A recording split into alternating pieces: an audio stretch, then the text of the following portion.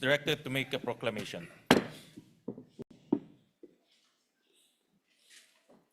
All persons are commanded to keep silent under pain of penalty while the impeachment court is in session for the trial of Vice President Sara Duterte. The impeachment trial of Vice President Sara Zimmerman Duterte is hereby called to order. We shall be led in prayer by Senator Pia Cayetano.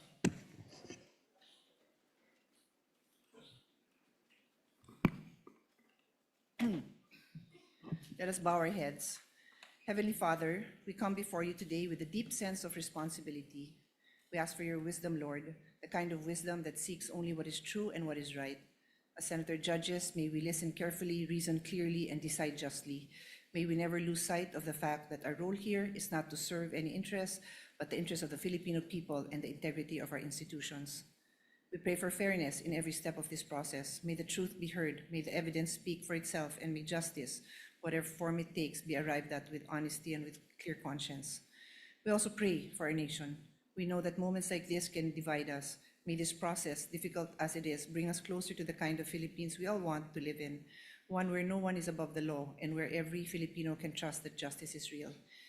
In your word, Book of Timothy 2, verses 1 to 2, Timothy urges the people to pray, petition, and intercede for their leaders. We are a prayerful nation, O Lord. Please hear our prayers. In Jesus' name, amen. Amen.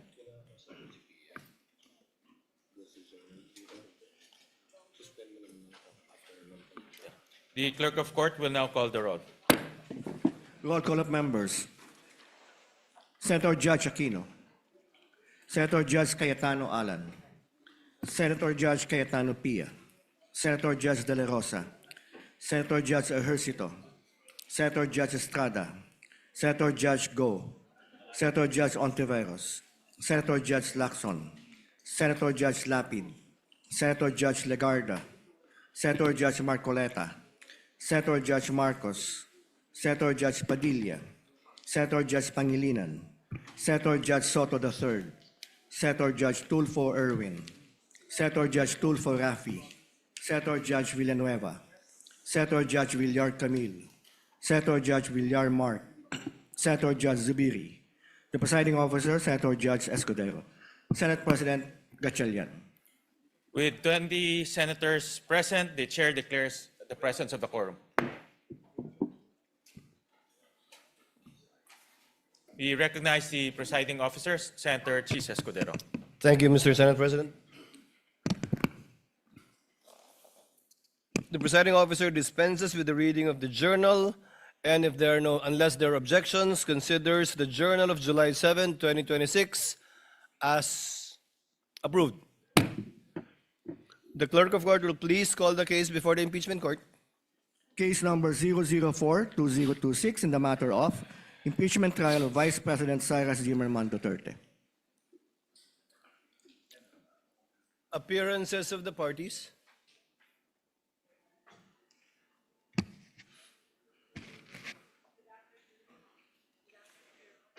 Tech, kindly turn on the mic.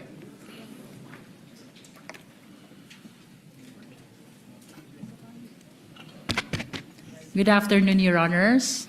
Same appearance for the prosecution. We are ready, Your Honor. Appearances for the respondent.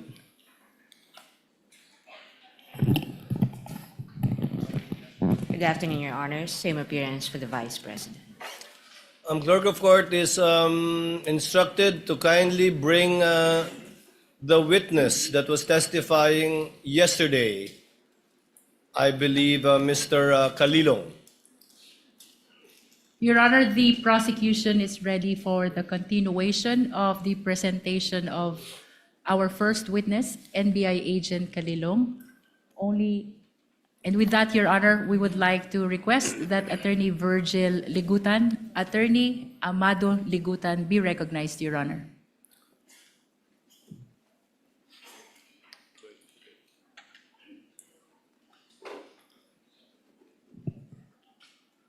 For the record, Attorney Ligutan will be representing the counsel for prosecutors, and on the part of the respondent, it will be Attorney Narbasa. That would be correct?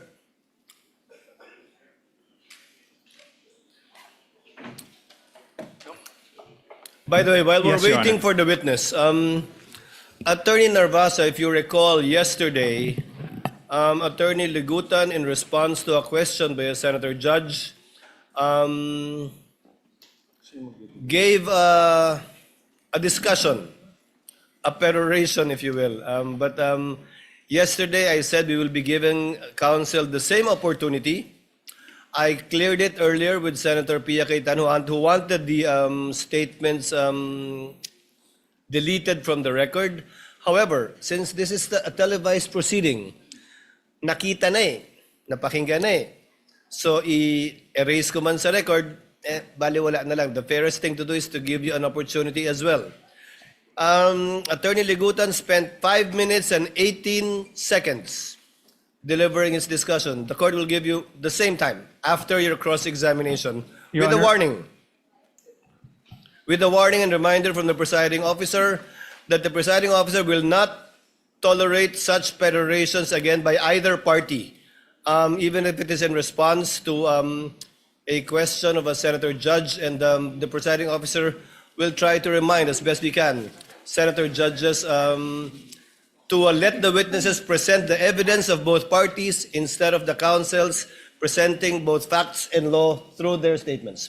Senator Judge Cayetano, Alan. I'd like to thank the presiding officer for prudence, for wisdom in trying to resolve this issue.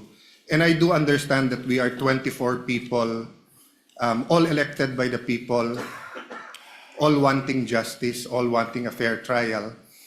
Having said that, prudence dictates that we stop ourselves from asking certain questions that can prejudice the whole trial, whether or not our intention is to do so.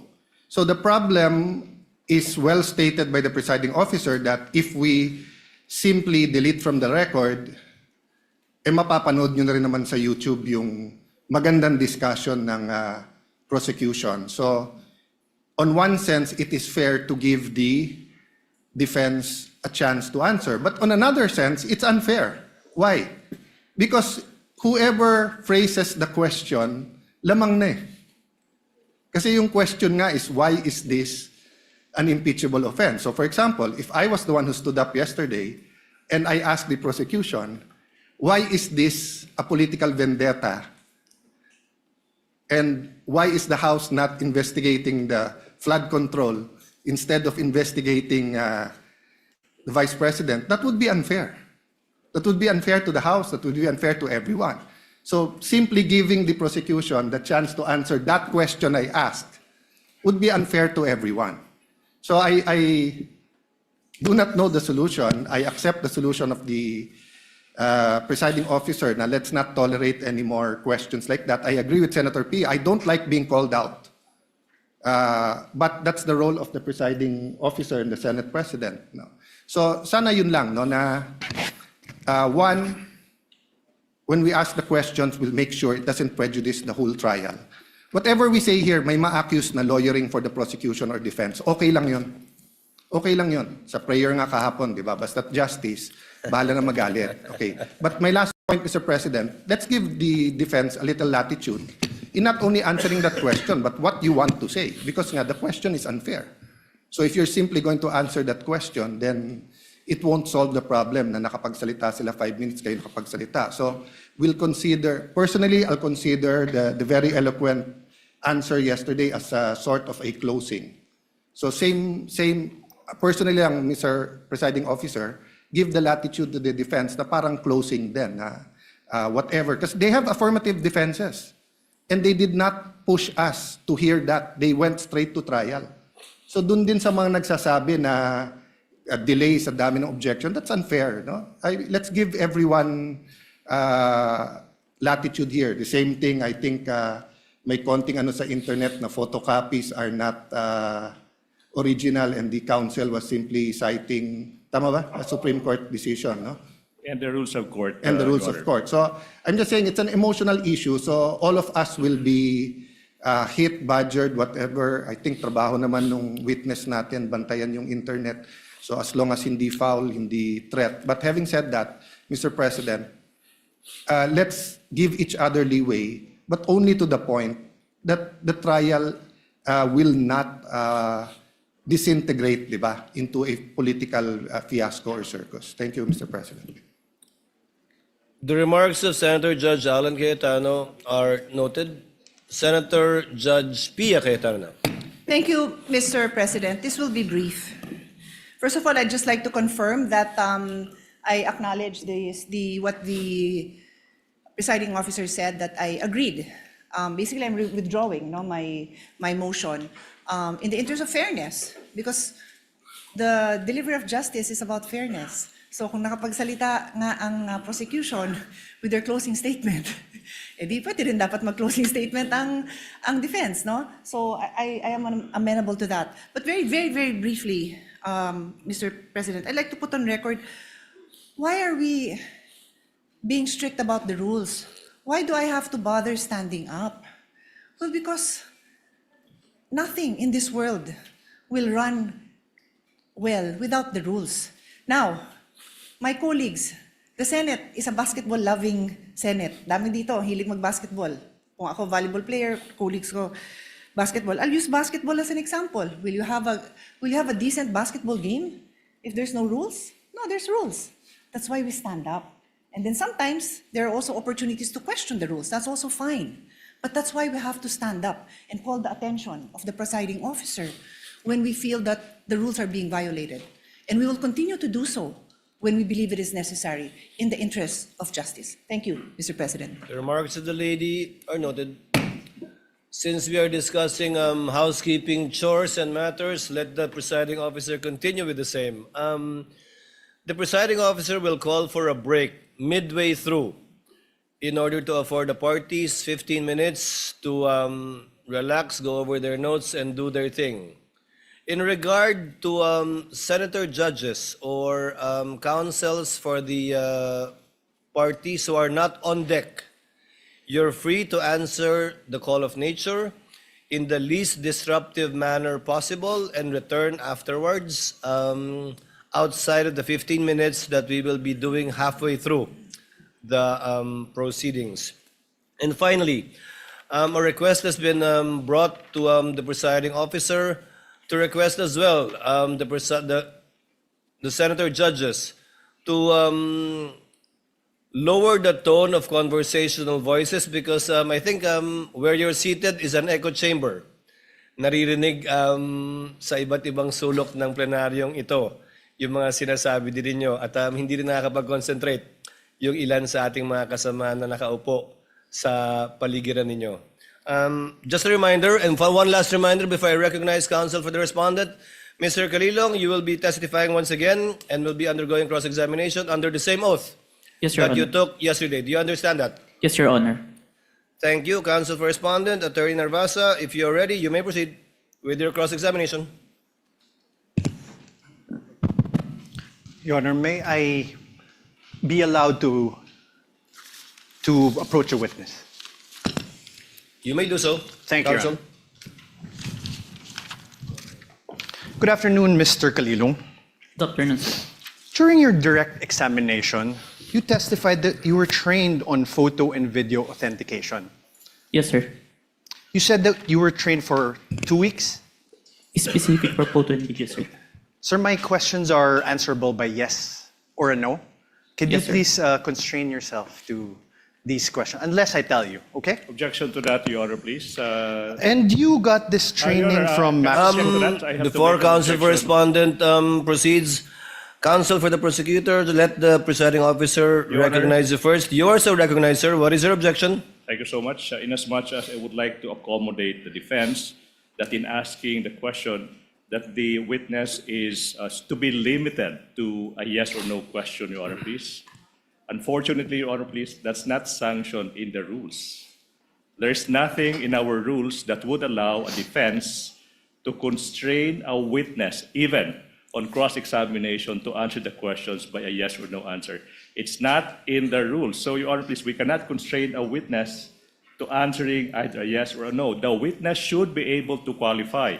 The usual answer by the defense is that it could be handled by the prosecution on redirect. But that is not the case, Your Honor, please. So long as there is nothing in the rules that would allow the defense to constrain the witness to answer yes or no, the prosecution will vehemently object to that, Your Honor, The please. presiding officer May I, Your overrules Honor? the presiding officer overrules the objection. The counsel for prosecutors can make a continuing objection regarding this matter, but it is the position of the presiding officer that the witness is seasoned enough. According to his testimony yesterday, he has attended over, if I recall correctly, 30 hearings already. So he would know how to respond and to explain if the need would arise. And it's up for counsel for the respondent, if at all, to strike out whatever answers that are not responsive to his question. Counsel for respondent may proceed. Thank We you. would abide, Your Honor, we would abide. Thank you, counsel for the prosecutors. And you testified that you got this training from MaxCore Interventures, Yes, correct? sir. And you said that the training you got from MaxCore Interventures was in digital forensics. Yes, sir. I have with me in Articles of Partnership of MaxCore Interventures Co. You see that it states that it is the Articles of Partnership of MaxCore Interventures Co. Your Honor, may we allow Attorney Stephen Magallon to also approach the witness stand to peruse the document. And of course, at this juncture, Your Honor, please, I have to object. I have no question yet, Your Honor. Yeah, I am objecting to the witness being shown an articles of incorporation, sorry, a Articles of partnership of a partnership, Your Honor, please. Anyways, since the question has not been asked, I will. Let us wait for the question, counsel. In the meantime, the presiding officer allows counsel for the prosecutors to examine the document being presented to the witness. And Your Honor, for the reference of the senators, we are flashing this Articles of Partnership on the screens. Sir, please take a look at page 2 of these articles.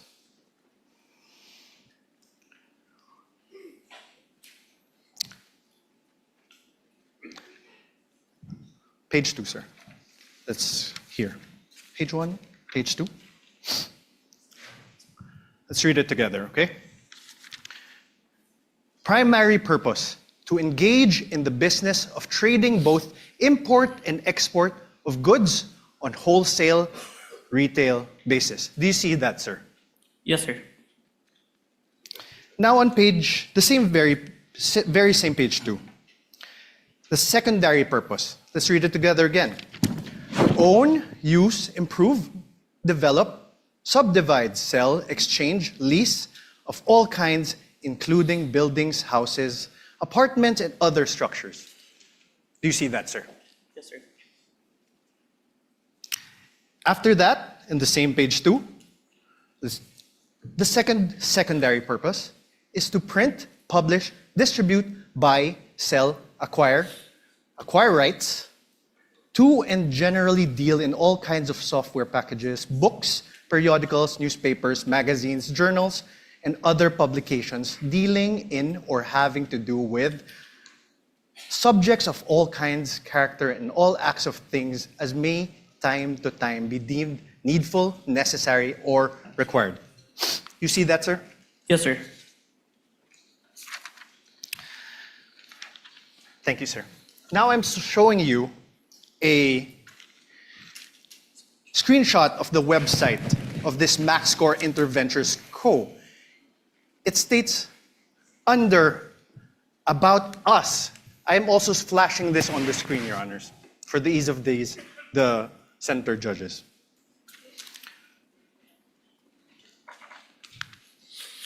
Your Honor, at this juncture, the prosecution will now manifest that there was no question propounded as to the presentation of the Articles of Partnership. And the counsel is now moving forward to the presentation of an alleged website. Therefore, it seems that the defense counsel is the one presenting the documents without propounding any question to this witness. Highly improper, Your Honor, please. Highly improper.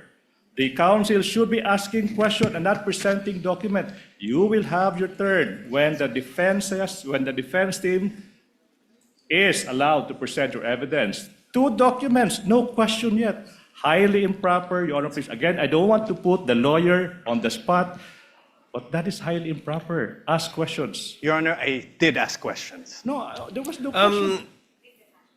Counsel- Can we ask that the transcript be read back? Counsel, kindly proceed. Thank you. Counsel for the prosecutors, with the understanding that Mr. Calilong is not testifying as to the truth of whatever counsel asked him or what he read, because clearly he's not competent Agreed, to Your Honor. testify as to the truth of what is contained in the Articles of Partnership. However, as to the fact that he read it and saw it, up to that extent, and the senator judges are so advised as well. So ordered. You may proceed, sir. Thank you, sir. And I am on cross, Your Honor. Thank you. Sir, under the words about us, it says MaxScore Interventures has been established as a one-stop source of different products and services intended for both government and private institutions. Its company tagline, Innovation Without Boundaries, stands true testament to provide customers with quality merchandise, from the simplest to the most sophisticated ones, at very affordable prices. The company places a long-term business relationship through customer satisfaction on top of its priority list, with integrity and honesty as the foundation of the company. It envisions to evolve into excellence amidst the competitive pace of information technology. You see that, sir? Yes, sir. Sir, now I'm showing you another screenshot of the website of this MaxScore Interventures Co. You confirm that I'm also flashing this for the ease of the court.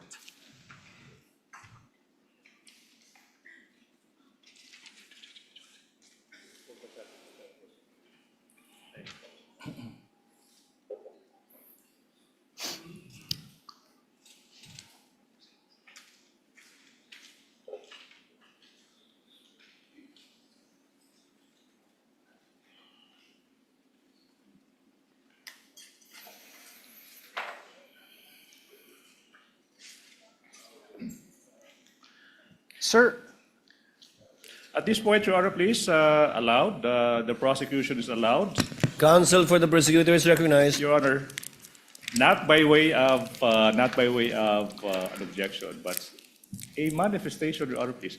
Your Honor, this is... Wait. I'm not Before done. that, I would like to object to your manifestation. Your Honor, there's no objection. Why is the Your Honor, prosecutor allowed to manifest during my cross-examination? Counsel Honor. for respondent, kindly wait for the presiding officer to recognize you. Thank you, Your Honor. What is the desire of the counsel for the prosecutors to I make would a what? like to put into record the simple fact, Your Honor, please, that basis has not yet been laid as to the presentation of these documents. He presented an articles of partnership and screenshots of websites without saying who took these screenshots or who, from where did the defense get the articles of partnership. That is only by way of manifestation. No need for the court to rule on that, Your Honor, please. Noted. Earlier ruling of the presiding officer stands. Counsel may proceed. Your Honor, may I respond? No need, counsel. It was not an objection. Please proceed with your cross. Thank you, Your Honor. May I also state a manifestation, Your Honor?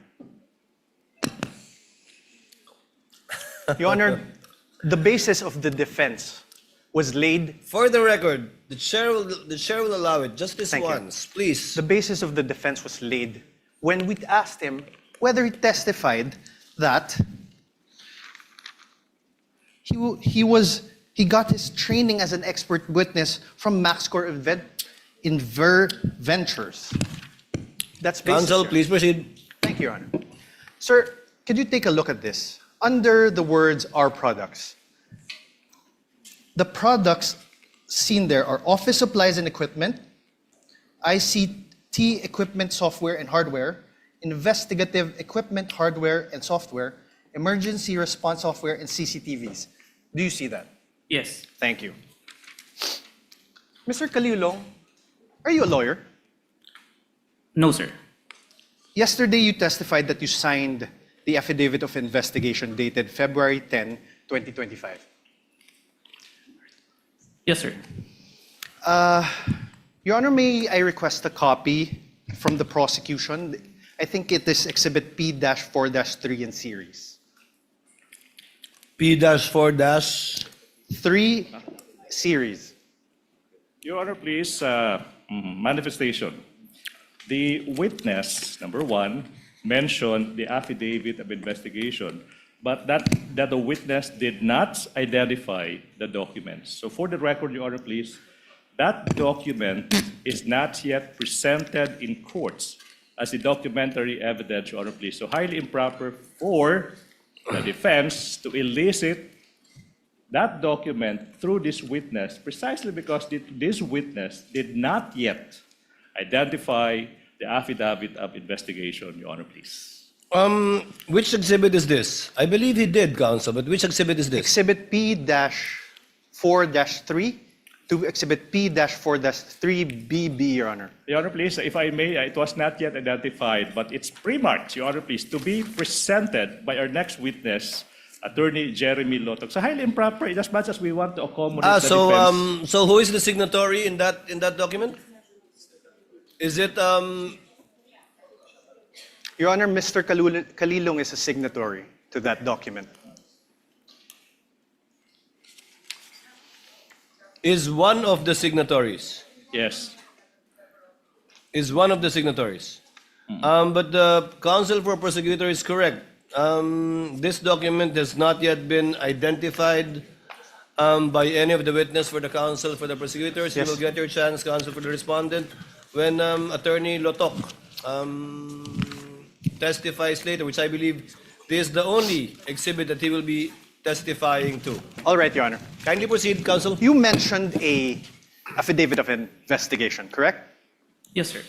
And this affidavit of investigation, you sent a copy to the House of Representatives Committee on Justice. Yes, sir. You identified it during the House Committee hearings on April 29, 2025. Yes, sir. I'm showing you now an affidavit of investigation. This is marked as Exhibit D-4-46 in series, Your Honor. D-4-46 and series. Is there a counterpart marking from the counsel for prosecutors? Yes, Your Honor. This is P-4-3 to P-4-3BB. Thank you. For the record. This annex of this affidavit of investigation has appendages, correct? Annexes. Yes, sir. And it forms a whole, correct? Yes, sir. Okay. Sir, do you confirm that you signed this? I'm one of the signatories, sir. Do you want me to have him identify a signature? Okay. Your Honor, do you have here, sir? Kaso lang, sir, yung sinumpit remote po, I withdraw, Your Honor. Apart from this affidavit of investigation, dated February 10, are you aware if there is another affidavit of investigation executed by the NBI represented by the Cybercrime Division in relation to this case? This is the only one that is submitted, sir. No, executed, signed. My question is The defense executed. cannot argue with the witness, Your Honor, please. The witness would know how to respond, counsel. If he is not responsive to your question, do not argue with the witness. Yes, Your Kindly Honor. rephrase. Apart from this affidavit of investigation, are you aware if there is any other affidavit of investigation signed by the NBI represented by the cybercrime? Okay, at that juncture, I have to object. Vague, Your Honor, affidavit of investigation signed Related by the to this NBI. case, Your There could Honor. be thousands Related of to this documents. case. If the witness knows, witness may answer. Is there any other affidavit of investigation executed by the NBI cybercrime in relation to this case, witness? As far as I remember, sir, this is the final affidavit of investigation, sir. Final affidavit. Are you sure, Agent? Let me remind you that you are under oath. Yes, sir. I have with me a certification, a DOJ certification, executed by J.V. Lawrence B. Bandung, Senior Assistant State Prosecutor J.V. Bandung. For the record, Your Honor, this is Exhibit D-4-29 for the defense. Do you see this, sir? Yes, sir. This certification dated February 5, 2025, states, and I quote, the complaint referral does not contain all the necessary evidence to prove the essential elements of the crime. Therefore, it is recommended that the same be first referred for case buildup. Do you see that? Yes, sir. Now below that, in the second page, below that, under the word notes, number 1, therefore, states, and I quote, that there is no... May I have this flashed on the screen, please? For the ease of the court. So the Honorable Court can follow. Under notes again, sir. For the record, Your Honor, we are flashing the certification on the screen. Under notes, sir, number 1 therefore states, and I quote, there is no affidavit of the persons who recorded the video entitled VP November 23 Press Con at Batasan through open broadcast software OBS and in turn stored it in a digital video disc. Do you see that, sir? Yes, sir. Let's go to page 2. On paragraph 7, it states, and I quote, one of the elements of the crime of grave threats is that the offender threatens another with infliction upon the latter's person, honor, or property, or upon that of the latter's family of any wrong amounting to any crime. In the instant complaint, only the NBI executed an affidavit and there was no participation on the part of the offended parties, as it appears. NBI is not the offended party for the crime of grave threats. Do you see that? Yes, sir. Above this, in paragraph 6, it states that, and I quote, only the minutes of the meeting with several personalities and representatives from various media outfits were submitted. And although the minutes were signed, there was no individual affidavit executed regarding the contents of said minutes. Do you see that, sir? Yes, sir. On paragraph 5, it states that, and I quote, the affidavit of one Patria Morales mentioned that she stored these footages in a USB and submitted it to the NBI. However, there was no USB attached to the complaint, only a DVD was attached. There was no detail regarding the contents of this DVD. Do you see that, sir? Yes.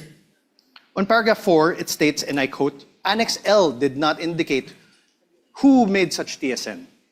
There was also no affidavit of the person who made the TSN. Do you see that? Yes, sir. On paragraph 3, it states that, and I quote, Annexes I and K, open parenthesis, DVDs with markings NBI-CNN-C-2412-43-6-2 and NBI-CCN-C-24-12-436-2, close parenthesis, were not accompanied by an affidavit of the record and TSN, also affidavit of the one who will execute the TSN. Yes, sir. On paragraph 2, it states, and I quote, the press briefing conducted on October 18 was not recorded and or stored in the DVD, no video submitted, and there was no TSN of the said briefing and the necessary affidavit of the person taking the CSN. Yes, sir.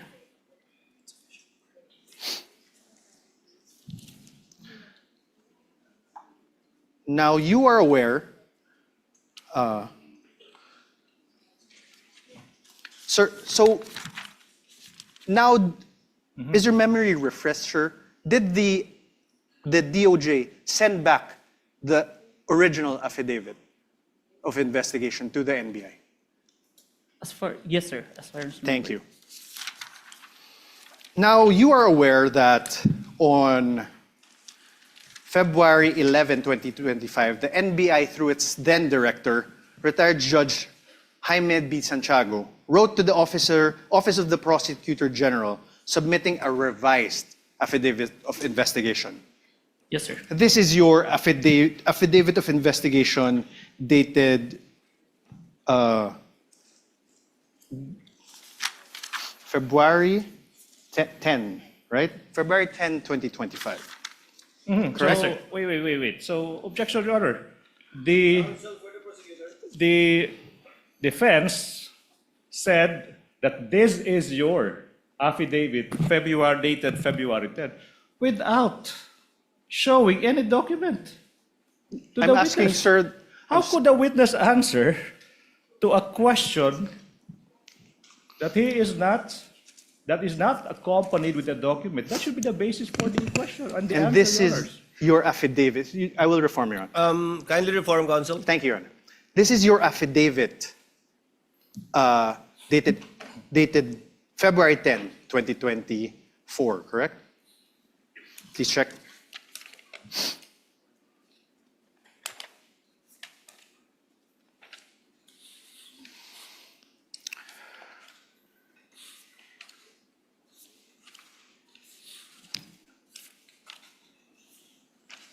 Sorry, sir.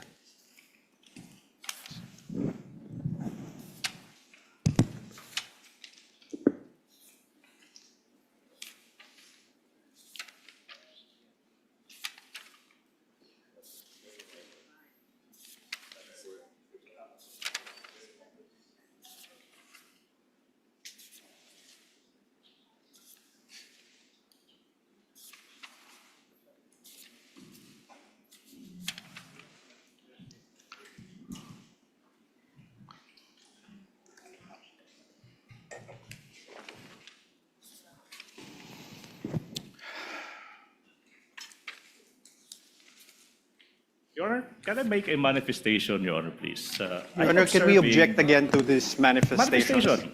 I will not even object. I'm being generous. Your Honor, Counsel, wit- let's wait for the witness to review it. It's a voluminous document. And No, the signature is on the last page.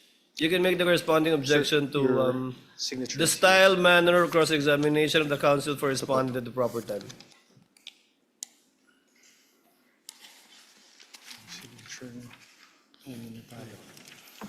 And bo-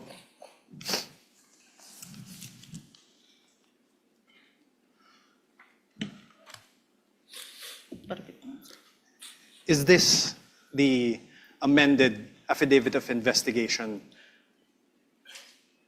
This is a photocopy of the Yes, sir. affidavit, sir. This is the amended one. Yes, yes, sir. The photocopy, sir. Thank you. With the permission of counsel, Mr. Calilong, what was the date of the first affidavit you submitted that was returned by the DOJ to the NBI? As far as I remember, January 30, and was when the certification was issued, we complied with the requirements and submitted it on February 10. That's Have why you there's a revision. identified that affidavit of investigation dated January 30 in yesterday's proceedings? No. Yes or no? Sir? Have you identified the January 30? The one that I identified, Your Honor, is the authentication, Your Honor.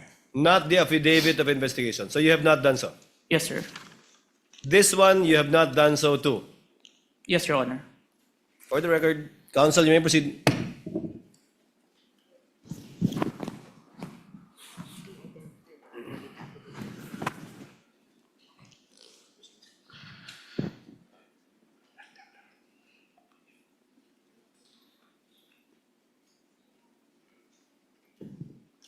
I'm showing you now a letter dated January 30 from the former NBI Director Jaime Santiago. Now, I have to object, Your Honor, please. You know, the defense has been confronting this witness with documents, even without marking and identifying the source of these documents. Your It's Honor, like that's- plucking out of thin air a document, presenting them the document to the witness, and withdrawing the document Your Honor, that's up without to the... even introducing this piece of evidence, this piece of exhibits into evidence. So my question is, through Through the presiding officer, is the defense not entering these documents into evidence, Your Honor, please? They can do so at the proper time, counsel, but insofar as the witness is concerned, I think the basis was laid when he said that he executed only one affidavit of investigation in connection with this case. Now it seems that there are two affidavits, I would like to make both of which have not yet been presented. One will be presented, I think, by Attorney Lotok. Your Honor, for But the first record- one, we're not aware of it. Is that correct, counsel, for the respondent? Your Honor, he just identified a copy of the affidavit of investigation. Dated January 30? April 10, 2025. Your Honor. April, February February 10, 10. sorry, Your Honor. February 10. February 10, Your Honor, please. What about the first affidavit? The witness said he had the first affidavit. Yes, Your Honor. Not yet. Not yet. Yes. You only cited a January 30 letter of Yes, the Your Honor. former NBI I cited, Your Honor, a Director. certification by the DOJ returning an affidavit. And that is now the problem, Your Honor. In fact, even I am confused because the documents are not. Judge B. Santiago wrote to the office of the Prosecutor General submitting a revised affidavit of investigation on February 11, 2025. I'm showing you now that letter dated February 11, 2025. For the record, this is Exhibit D-4-43 Of, for the defense. up for the defense, you mean pre-marked? I Pre-marked. suppose. Because when you say marked as evidence for the Pre-marked. defense, it's not yet. Your turn has, I mean, you have yet to present your exhibit, so it should be pre-marked, Your Honor, please. No, it's pre-marked, and I believe both the defense and the respondent and the prosecution also have common pieces of evidence which you decided during pretrial. This is not one of them, which you decided during pretrial to be marked It's separately. not one of those few common pieces of evidence. Yes, there are a few. Sir, Please proceed, counsel, for the respondent. Witness may answer. there is a signature above the name Judge Jaime B. Santiago. Whose signature is that? Your Honor, now I would like to object to the relevance. A letter is being, the witness is being confronted with a letter coming from the former NBI Director, Judge Jaime B. Santiago, and this witness is now being asked to identify whose signature is that. That's obvious. I'll allow it conditionally if you can show the relevance Your Honor- insofar as your ability to test the credibility and the accuracy of the witness is concerned. In the meantime, I'll allow it. Kindly show the connection, counsel. Thank you. Sir, whose signature is this?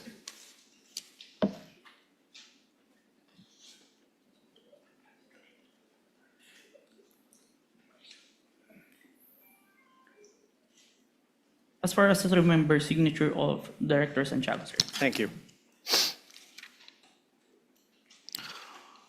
On the last line of the letter, on the fourth page, sir, please take a look. Last line. It says, and I quote, "To support our recommendations attached herein is the revised affidavit of investigation, including its attachments." Did you see that, Agent? Yes, sir. Thank you.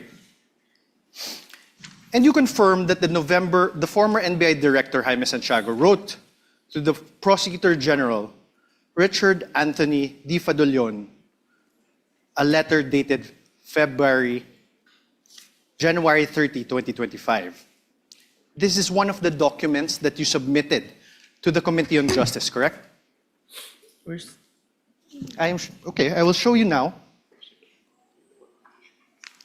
May I have this flashed on the screen?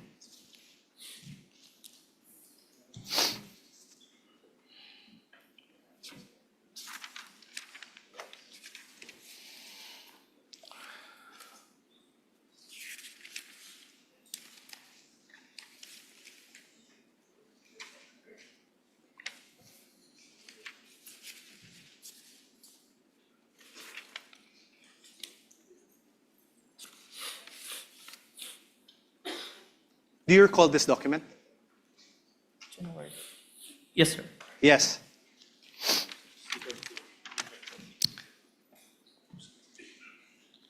January 30, 2025 is a date earlier than February 10, 2025, correct? Yes, sir. Your Honor, As an Counsel for answer, the Your Honor. prosecutor. Your Honor, the witness being asked which Your Honor, date, ask and came answer. first. I mean, relevance, Your Honor. Relevance.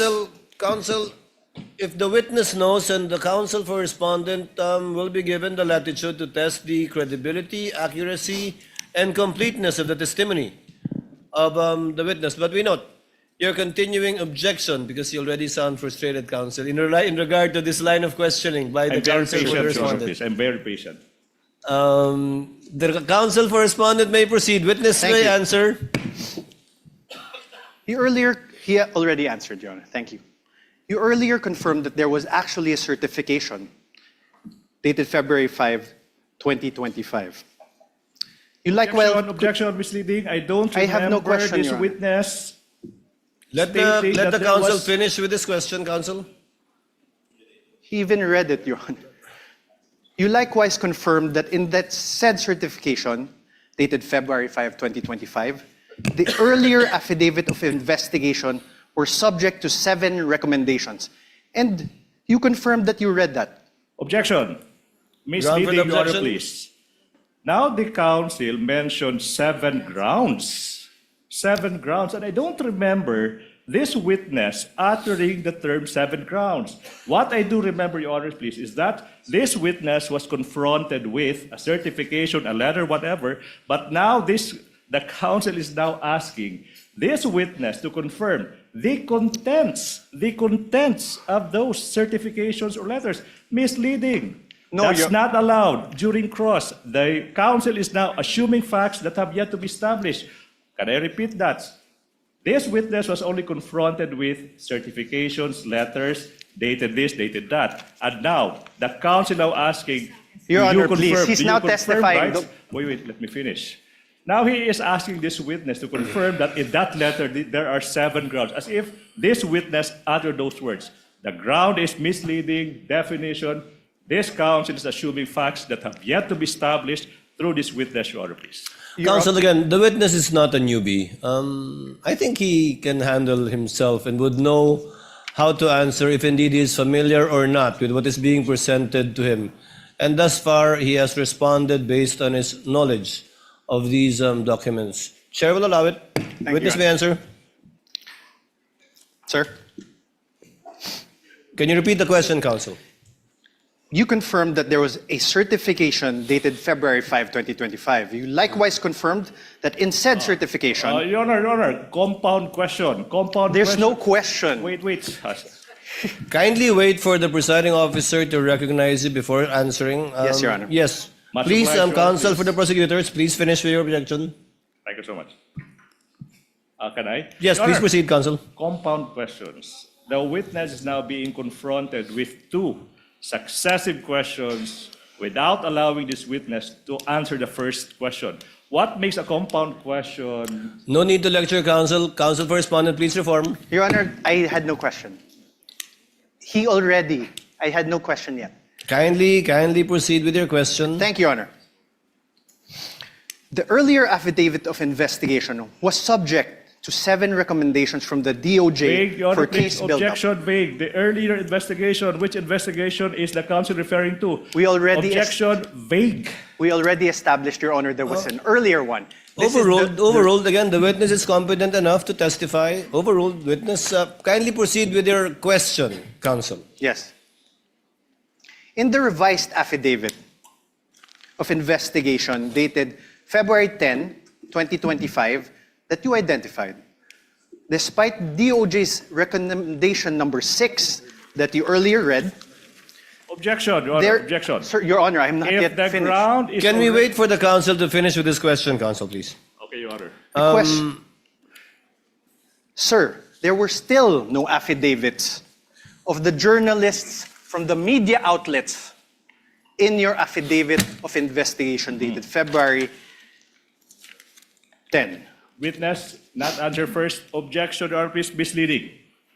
Why is it misleading, counsel? The counsel said the earlier affidavit of investigation. In fact, Your Honor, please, he referred to the February 10 investigation.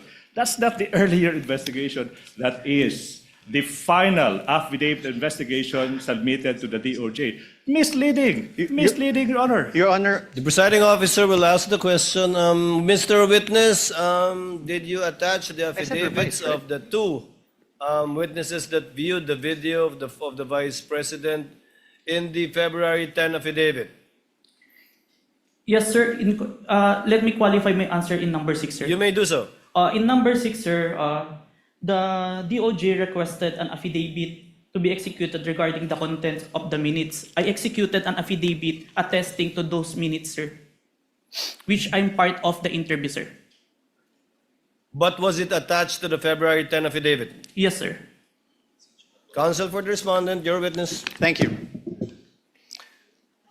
Sir, but there are no affidavits of the journalists from the media outlets, correct? My question is not found there, Your Honor. Oh, Your Honor, please. My question is I mean, not Your found Honor, there. okay, wait. The counsel is confronting the witness with a document, and he propounded I questions, was and then not- he asked another question, and he took the document away. What's Your the Honor, purpose of that? I was Objection, not- Your Honor, please. My question is plain, Your Honor. Let the Do you- witness peruse the document you presented him with. Let My- him answer that through a document. My question is plain, Your Honor. Your Honor, a witness should be allowed to peruse the document I am that he not- was confronted with. Counsels, please. Witness, I think the witness understood the question. Mr. Calilong, you may answer if you understand the question. I will repeat the question, Your Kindly Honor. repeat, counsel. Thank you, Your Honor.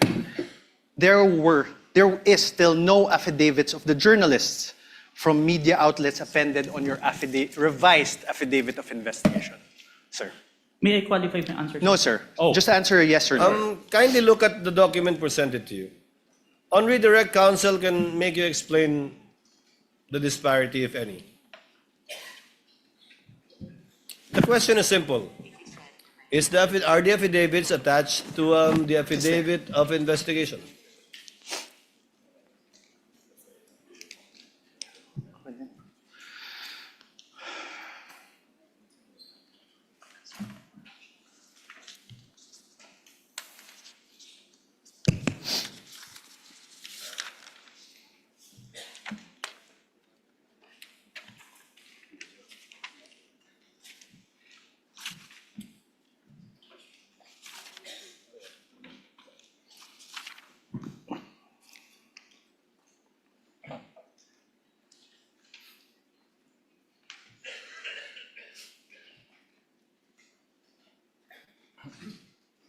May I see the question number 6? Your Honor, my question does not relate to question number 6. Kindly show the witness, counsel. I If will. it will enable him to give an intelligent answer Can we to your please question. flash certification and put it to paragraph number 6? The paragraph number 6 states that only the minutes of meeting with several personalities and representatives from various media outfits were submitted. Although the minutes were signed, there were no individual affidavit executed regarding to the content of the minutes. On this, Okay, sir. I have no So the question. answer is the affidavits are not attached. I have executed an affidavit, sir. No, the Sir- affidavits of the two journalists are not attached. I think that's the only question of Yes, sir. counsel for the respondent. Thank you, Your Honor.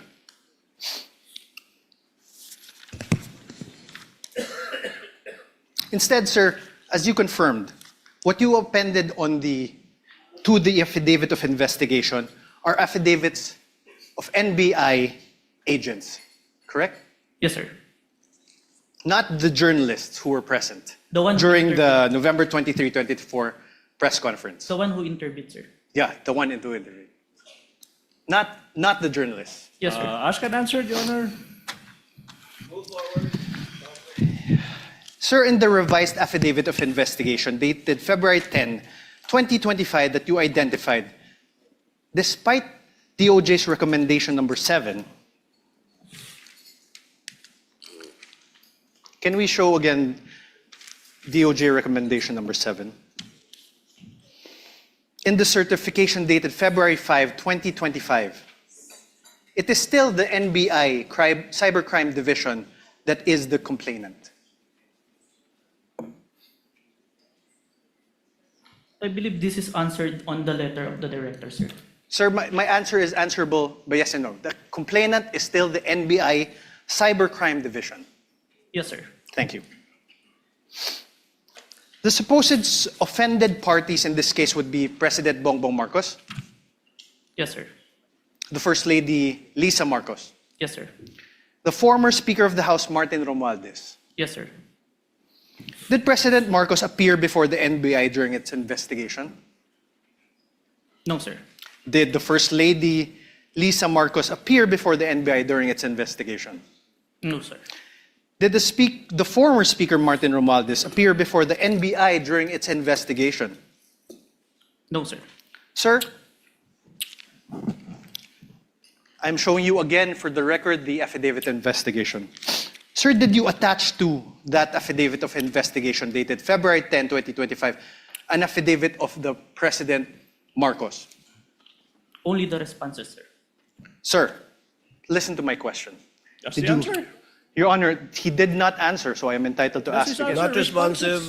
The question was, Mr. Witness, did you attach the affidavit of President Marcos to the February 10 affidavit? No, sir. Did you attach an affidavit of the First Lady Lisa Marcos on your affidavit? No, sir. Did you attach an affidavit of former Speaker Martin Romualdez on your affidavit of investigation? No, sir. To your knowledge, if you know, sir, did President Marcos file any criminal complaint against Vice President Sara Duterte as a result of the November 23, 2024 online press conference?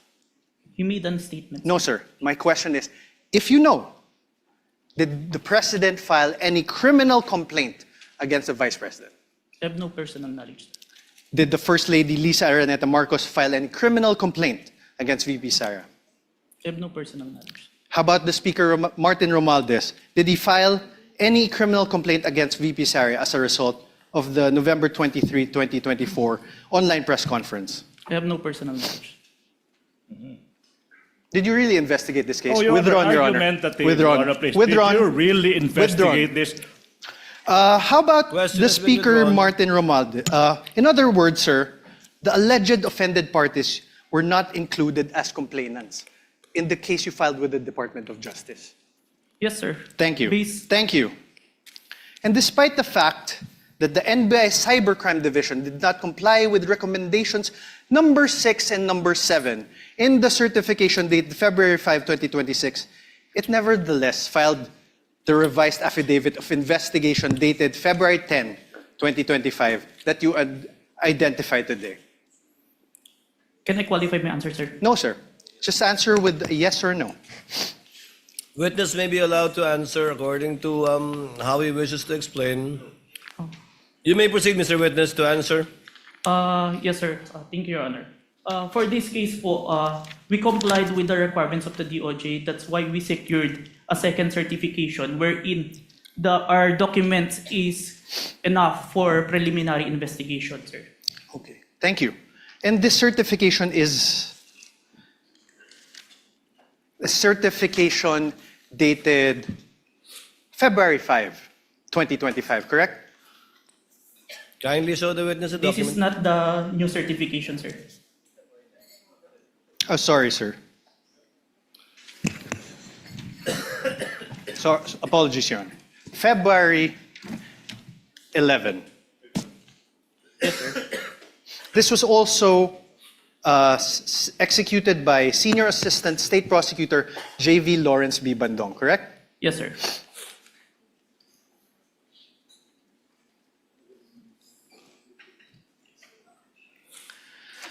Now let's discuss the nature of the investigation you conducted. You claimed in your affidavit, sir, affidavit of investigation, that the NBI began its investigation into the VP's remarks because it was directed by the DOJ to do so. Motu proprio and directed, sir. Okay. Do you understand what you just said, sir? Oh, Yes, sir. oh. Can I I'm object asking, to that, sir. Your Honor, please? I'm That's asking, sir. It argumentative. makes sense, Your Honor. Argumentative, counsel. Move on. Mutuo proprio, sir, means... Oh, no, objection. You cannot lecture, counsel. This is Sir, what does cross-examination. you mentioned mutuo proprio. What does it mean? Even without a complainant, we started the investigation, sir. Are you sure, sir? Oh, argumentative. Are you sure, get- sir? Move on, Are counsel. you Move sure, on. sir? How...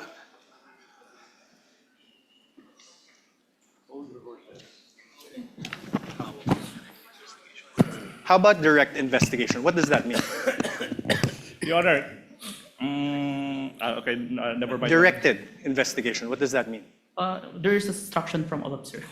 From? Above. From Above. upper. What does above mean? It may be the DOJ or the higher. Higher. What's higher than the DOJ? Based on that, it's only the DOJ, sir. Based on... You said above the DOJ, sir. No, sir. Above the Sir, NBI. you said above... May I ask for a... Argumentative, Your Honor, Counsel, argumentative. counsel, again, I would have to sustain the objection. It is argumentative. I heard All the right, Your answer, and he meant as a general term above, but referring apparently to only the DOJ in this particular instance. We submit, Your Honor. Please proceed. You confirmed that the NBI Cybercrime Division is the complainant in the case against the Vice President, and that the DOJ filed this with the NBI filed this with the DOJ. Objection, compound, No, Your Honor. That's a no compound question, Your Honor. That was just a statement. Counsel, Oh, kindly wait. exactly. Your Honor, a He's laying statement. the basis for a question. Go to your question, counsel. Sir, the NBI, of course you're from the NBI, is under the Department of Justice. Yes, sir. Your Honor, we can take judicial notice of that. We Your cannot- Honor, if I'm on cross, Your Honor. I know, but I'm on cross. there are things that No, need not be discussed. Your Honor, please. Counsel- Can I, Your Honor? Your Honor, please. Counsel, let's give him some latitude. secret- Much obliged, Your Honor, much Although we obliged. can take judicial notice of that, it's part of his cross-examination. Yes, thank you, Your Honor. The Secretary of Justice is meanwhile the head of the DOJ, correct? Yes, sir. It's the Secretary of Justice exercises control and supervision over the NBI. Yes, but even No, without- no more questions. The witness is Yes or no, answering. Mr. Witness? If you know. Can you repeat, sir? Mr. Witness? The Secretary of Justice exercises control and supervision over the NBI. Yes or no? We are under, sir. But we're independent. So you do not know. Oh, Your Honor, that's sorry. argumentative. So Sir, you are do you- not know? All right, Your Honor. Are you aware of Book 4, Chapter 8, Oh. Supervision and Control of the Admin Code? Your Section Honor. 39. Your Honor, I have no Your Honor. question yet. Yeah. Please. Yeah. Section Counsel for the 39. prosecutor, let the counsel for respondent finish his question. Yes, Your Honor. Section 39 thereof, Secretary's authority. The Secretary shall have the supervision and control over the bureaus, offices, and agencies under him. Supervision and control. Sir, my question is this. Is the NBI, the National Bureau of Investigation, under a bureau under the Department of Justice? Yes, sir. Thank you. And, sir, the President has control over all executive departments, correct? I believe so, sir. The DOJ is one of those executive departments, correct? Yes, sir. And the current President is Ferdinand Marcos Jr., correct? We agree to that. That's judicial notice. Your Honor, please. Yes There's or no no? other Yes, sir. president. We Oh, only he have answered one already, Your president. Already asked and answered. The head of the executive branch is President Ferdinand Marcos Jr., correct? Yes, sir. The very same Ferdinand Marcos Jr., who you said was an offended party in the case against Vice President Duterte. Yes, sir.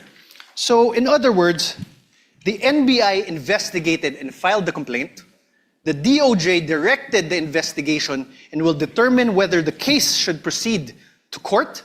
And the alleged offended party, President Marcos, is the constitutional head of the executive branch, Objection. exercising control over both the DOJ and the NBI. I Your Honor, withdraw, Your objection. Honor. I withdraw. Objection of the I withdraw, Your Ground is Honor. the ground is- I withdraw. Oh, Your Honor. It's even more compound question. Nothing to object asking to. several Withdraw, subject Your Honor. matters. Withdraw. Withdraw. Counsel, move on. Sir, you testified earlier that you investigated the Vice President in relation to the press briefing that she conducted on November 23, 2024. Yes, sir. This investigation by the NBI Cybercrime Division was started after the conduct of the November 23, 2024 press briefing of the Vice President, correct? Yes, sir. So basically, to put it simply, the investigation was done after the supposed incident on November 23, 2024. The same day, sir. The same day, but after. Oh, Your Honor, the same day then after. Same, not responsive, Your Honor. Counsel, clarify your question.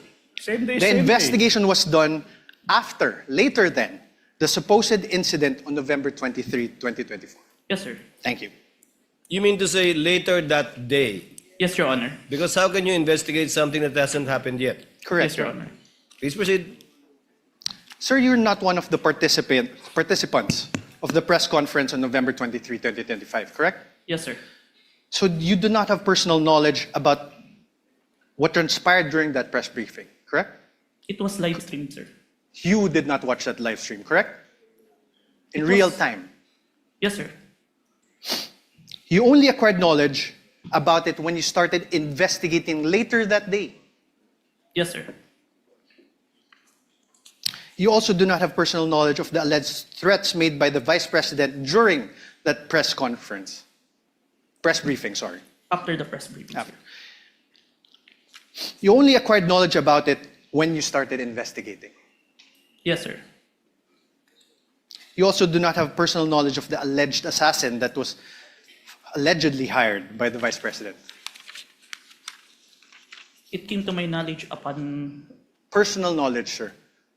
No, sir.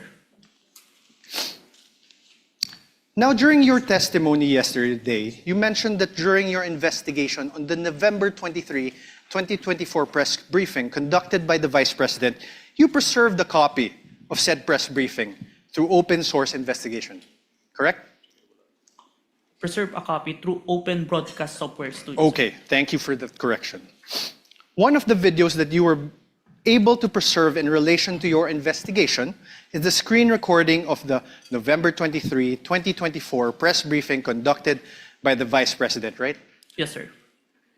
Your Honor, may I move that the very same USB be unsealed and shown by the prosecutor's Exhibit P-4-10 be unsealed and shown the witness.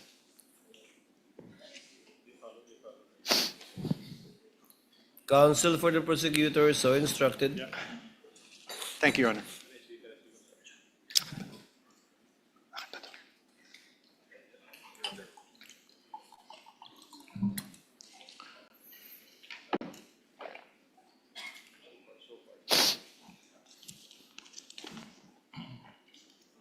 Okay ka lang po.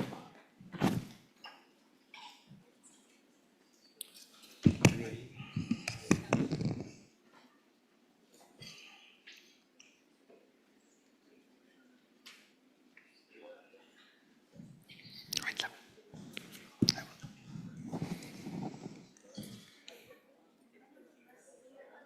November 20. This is Exhibit P-4-10, I believe.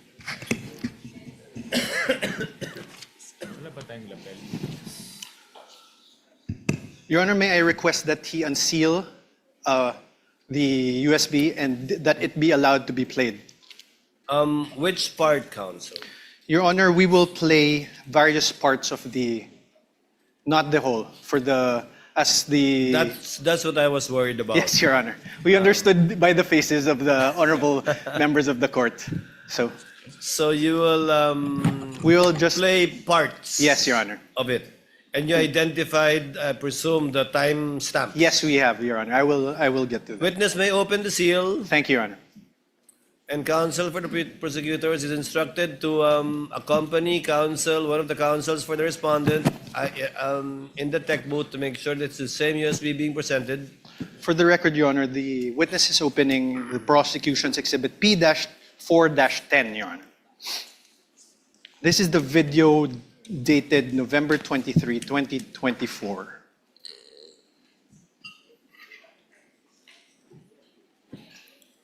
I have unsealed the flash drive, sir. Thank counsel this with understanding, okay, very much like yesterday, that this USB will again be sealed and signed by both parties. Yes, Your Honor. Your Honor, may request that this be played. Here, brother. Sorry. Counsel for the prosecutors, kindly accompany a representative from the counsel of the respondent to the tech booth to make sure the same USB to be played. Kindly just guide us through, Counsel Attorney Narvaez, as regards the timestamps. Thank you, Your Honor. I will. Please don't forget your promise that it's not going to be the whole 2 hours. Yes, Your Honor.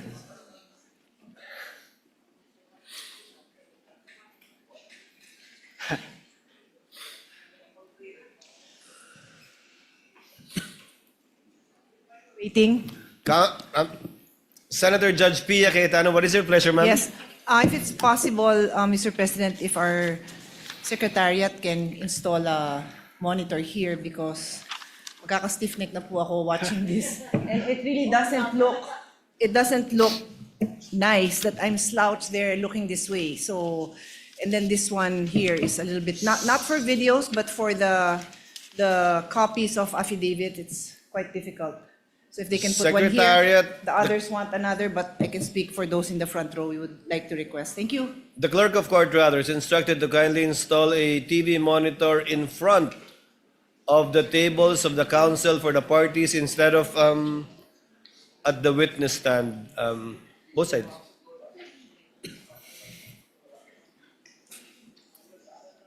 Underneath the table of the counsel for the parties, Senator Judge Pia.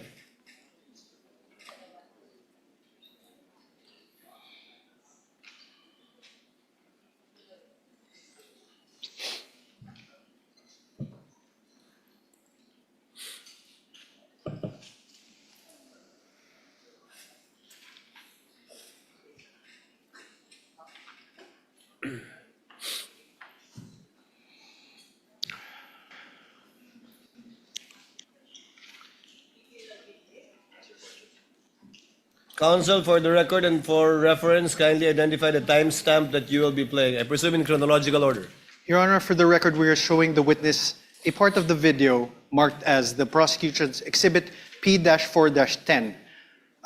First video, the timestamp around 0001:27 to 0002:20 of the November 23, 2023 press briefing as contained in the video that you identified yesterday, sir. Your Honor, may we ask that the video be played at those specific timestamps? I did an apology. And then, ang sabi po nila, I just have to do an MR. And I did an MR, but they did not rule on it. And then suddenly they have an order transferring me. When ang nauna naman na order ng final ng lawyers namin was an MR to lift that order of contempt. Because they said that was the procedure. If they were not able to rule on that, how were they able to come up with an order, to transfer me to the women's correctional in the dead of the night? I mean, bakit ganun? Wala na bang rights yung mga tao? They just go to your room and then just get... Bakit?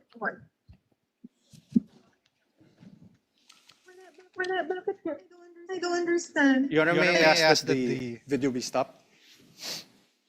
Sir, do you know who that is in the screen in the video that you identified? Attorney Zulaika, as far as I remember, sir. And Attorney Zulaika, as far as you remember, Attorney Zulaika is who in relation to the Vice President? You may answer not a yes or no question. As far as I remember, she is the COS. COS meaning Chief of Staff, Chief of right? Staff. And she is there in that video because she was cited in contempt by the House of Representatives, correct? If you are aware, you're the investigator. Prior to the... Sir, my question again.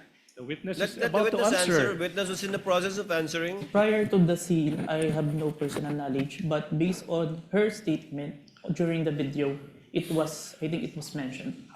So you didn't investigate the things that happened prior to the scene, correct? Sir, yes or no? We have investigated, sir. You didn't investigate. Oh, I did, sir. argumentative. That's why there's an October 18, sir. So what happened before that?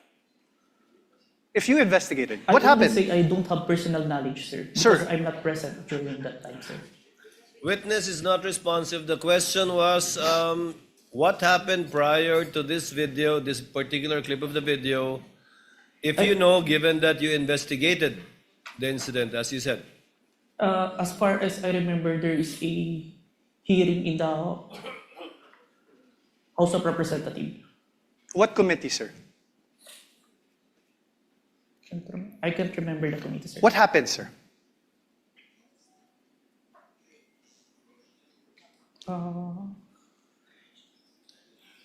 COS was cited in contempt, sir. By who, sir? I can't remember the exact, sir. But you investigated. I withdraw, Your Honor. Can we play, let me show you timestamps around 002832 to 002933. This is the same prosecution's exhibit P-4-10. That is the video you identified yesterday. Your Honor, may we request that that video be played? Hindi ako lalabas. Hindi ako lalabas. Pwede magtanong. And sorry, just very quick. Jason, if I may. Sorry. Go ahead.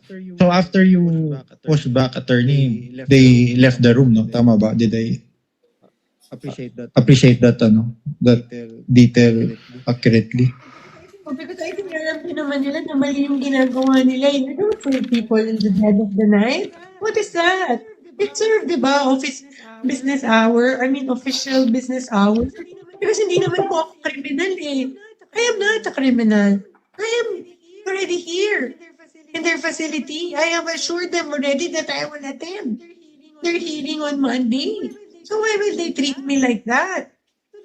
So that's why I said I want my lawyer. I want my lawyer. Talk, please. Sir, did you consider this in making your evaluation in the revised affidavit of investigation dated February 10, 2025? Yes, sir. Thank you. Now let me show you timestamps around 003305 to 003432 of the November 23, 2023 press briefing as contained in the video that you identified yesterday, the prosecution's exhibit P-4-10. Your Honor, may we request that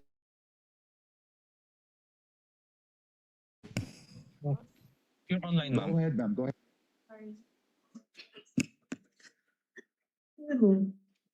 I would not have pushed that bed by myself if I did not feel that I was being threatened. My life is being threatened. Alam niyo, I'm sure you saw in the hearing that my back hurts. I cannot parang lift heavy things. I cannot. But dahil natakot ako, I feared for my life. I really pushed that myself. Because hindi lang to harassment. This is really a threat to my life. They gang up on you in the middle of the night? Huh? How is that done? Isn't that a threat to my life? Alam nila that I'm sick. I have said that repeatedly when the doctor came here. Stop. Thank you. Sir, did you investigate the threats to Attorney Zulaika's life? We need a complaint for this one. That's why Yes or no, sir? Did you investigate? we did not, because there's no You did not. complaint. Okay, thank you. The motto pro No question, sir. If the witness may be allowed to answer, Your Honor? I had no question. Already answered. Did you consider this part in making your evaluation in the revised affidavit? Asked and answered. He said This is yes a different earlier. part, Your Honor. This is a There's different part. Did you Witness may consider answer. this part in your evaluation in the revised affidavit of investigation dated February 10, 2025? Yes, sir. Okay, so despite considering these parts of the aforesaid videos, the NBI still recommended the filing of complaints for grave threats and inciting to sedition only against the Vice President. Yes? May I qualify my answer, sir? No, sir. Yes or no? There's a reason why Sir, your counsel may ask you questions. This is my turn. Proper Sir? subject matter for redirect. So, despite Counsel, considering these parts of the videos shown to you, the NBI still recommended the filing of complaints for grave threats and inciting to sedition against only the Vice President. Yes, sir. Now, in the revised affidavit of investigation dated February 10, 2025, in page 15, paragraph 40 thereof, it is stated there, and I quote, "We unanimously believe that Vice President Duterte may be held liable for grave threats defined and penalized under Article 282 of the Revised Penal Code and inciting to sedition defined and penalized under Article 142 of the Revised Penal Code in relation to RA 10175 or the Cybercrime Prevention Act of 2012. You see that, sir, right? Yes, sir. This conclusion was reached by you together with other affiants of the revised affidavit of investigation dated February 10, 2025, correct? Yes, sir. Now, sir, you mentioned that you're not a lawyer, right? Asked and answered. Asked and answered. To date, Move on, we are counsel. aware, are you aware if any court has convicted the Vice President for grave threats over what transpired on November 23, 2024?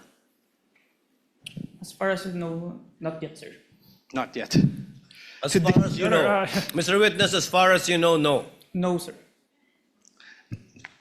Proceed, counsel. To date, thank you, Your Honor. To date, are you aware if any court has convicted the Vice President for inciting to sedition over what transpired on November 23, 2024? No, on my personal knowledge, sir. Thank you. But you're the complainant, right? Argumentative, Your Honor. I was just Sustained. asking. Sustained. Move Asked on, and counsel. answered. Argumentative. Then you withdraw your question. Improper. Attached to the revised affidavit of investigation, which you identified and submitted to the DOJ and the Committee on Justice, is your affidavit of transcription of the press conference on November 23, 2024. I am showing you this now. For the record, sir, Your Honor, I will show the... Can you check?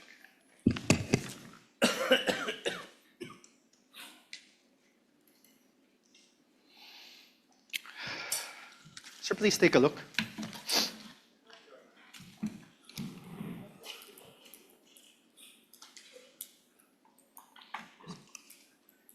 Can you please state it in for the record? This is your affidavit of transcription.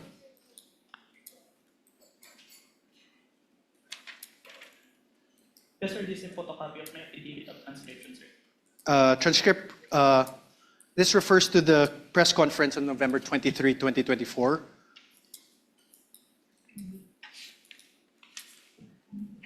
Yes, sir. You signed this on December 20, 2024. Yes, sir. Sir, please take a look at your paragraph 2. Let's read it together. In relation to the ongoing investigation, the undersigned was tasked to transcribe the screen-recorded video of the press conference of Vice President Sara Duterte on 23 November 2024, which was saved on a DVD. You read that, sir? Yes, sir. On paragraph 3 thereof, let's read it together. Undersigned transcribed the video mentioned above which resulted in a CCD transcript hereto attached. Yes, sir. You read that, sir? And 4, I hereby certify that the above-mentioned digital evidence has been faithfully transcribed and that has not been edited, altered, or changed in any way. Did you read that, sir? Yes, sir. And I am, on number 5, paragraph 5, I am executing this affidavit to attest to the truth of the foregoing facts and circumstances and for whatever legal intent and purpose it may serve. Yes, Did sir. you read that, sir? Yes, sir. These statements of yours, this affidavit of yours, these were all done under oath, correct? Yes, sir. And you were offered as an expert in digital forensic examination with a whopping 2 weeks of training. Do you confirm that that transcription of the screen-recorded video of the press conference of VP Sara Duterte on the 23 November 2024 has been faithfully transcribed? I don't remember that I was introduced as expert, but a competent witness. Okay, sir, but my question is, the press conference of VP Sara Duterte, that the transcription of the screen-recorded video of the press conference of VP Sara Duterte on 23 November 2024 was faithfully transcribed by you? Yes, sir.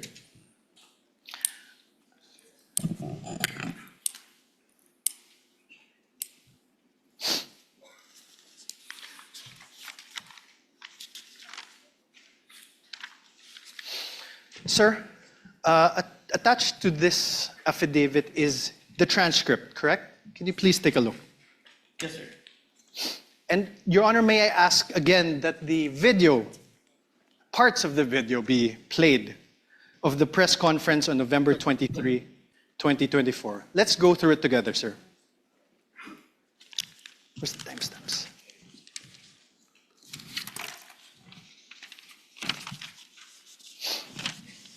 First, let's go to around timestamp 00446.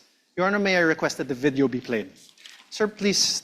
Steps after this order, are you going to file? Are you going to trigger na po ba, ma'am, the filing? I am not leaving this room. I am here in the House of Representatives detention facility for 5 days until the hearing on Monday. Nobody can come in here and demand to transfer me in the middle of the night. I have my right. Okay, ma'am. Any crime. I am not leaving this room. Stop. Okay po, ma'am. Yun lang po, ma'am. You heard that, sir? Do you want to repeat it? I heard it. You heard it. Sir, in the first, you see also where that part is? Can you see it? Start with the question with Red Mendoza, sir. Okay, after the Zuleika Lopez. Did you hear that? Yes, sir. Okay. Mr. Witness, kindly speak to the mic. Yes, sir. Yes, Your Honor. You heard, she said, I am not leaving this room. I am a detainee here in the House of Representatives detention facility for 5 days until the hearing on Monday. That is the first sentence, sir. My question is this. Does your transcript have the words a detainee? Can you repeat the video, sir? Okay, let's do it. Please repeat. Please play for the video again, please. Instructed to kindly play the video timestamp identified by counsel for respondent. You're going to trigger na po ba, ma'am, the filing? I am not leaving this room. I am here in the House of Representatives detention facility for 5 days. That part that the detainee is inaudible, the only I heard. That's You why. heard the, correct? Yes. Are the words or the sounds there? Her. Huh? Here. Yes. Here. Okay. Please play. How about the last part of the paragraph? She said, I have my rights. I am not accused of any crime. I am not leaving this room. Does your paragraph in your transcript have the word accused after not? Can you play the video, sir? Please play the video again. Speak to the microphone. Tech is instructed to play the video. Witness is instructed to speak to the mic. Demand to transfer me in the middle of the night. I have my rights. I am Okay, not ma'am. accused of any crime. I am not leaving this room. More. Play, please. Okay po, ma'am. Yun lang po, ma'am. Thank you po, ma'am. Wait. Yeah. Back. Any other question? 0446, please. I'm sorry, ma'am, kasi I understand, ma'am. Ma'am, This is my last question, and I'm very much sorry. I'm so triggered na po ba, ma'am, the filing. I am not leaving this room. I am here in the House of Representatives detention facility for 5 days until the hearing on Monday. Nobody can just come in here and demand to transfer me in the middle of the night. I have my rights. I am Okay, not ma'am. accused of any crime. I am not leaving this room. Stop. Okay po ba, ma'am? Is the word accused in your transcript? What I heard is root, sir, The root, of any crime. the root of any crime. Yes, sir. Let's play 001238. Can you please go to 001238? Correctional? Sinabi nila sa iyo, yung contempt. Diba? Sinabi nila sa iyo, isip namin yung contempt. Ipapos mo yung apat. Sabi nila sa akin, if you notice if you're in the hearing, sinuspend po ng Chairman Chua yung... Wait. yung Stop, please. Your Honor, please. Please, Now, I'm now registering my objection as to the relevance, Your Honor, please. If I may explain, Your Honor, of this line of questioning, Your Honor, please, if I may. Counsel may explain his objection. Your Honor, please. This witness already identified the video containing the contents of that press conference on November 23, 2024. And the counsel is now confronting this witness whether there are minuscule portions of the 2-hour video, like detainee, accused, whether this appear in the transcription. Now the question, the basis for the objection is irrelevant. How can it be relevant? How can it be relevant, assuming but not conceding that these two minuscule words, detainee and accused, are not reflected in the transcript, when in fact this witness said he investigated not only on the basis of the transcript, but on the basis of the video that he himself viewed? What's the relevance? Overruled, part of cross to test the accuracy and the truthfulness of the witness insofar as his transcription of the video is concerned. Thank you. Counsel may proceed. Thank you. Please play again 001238.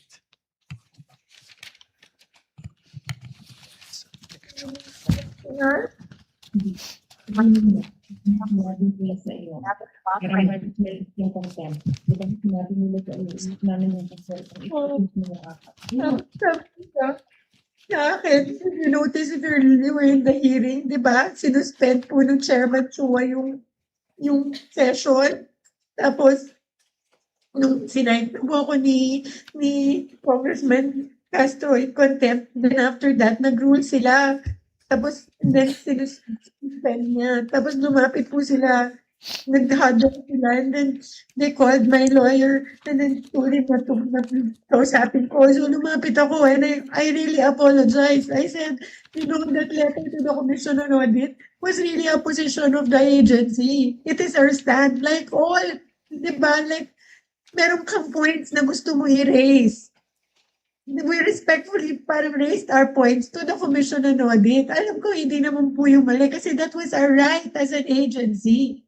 Because there was an ongoing audit investigation. Pero hindi naman namin kinukuha.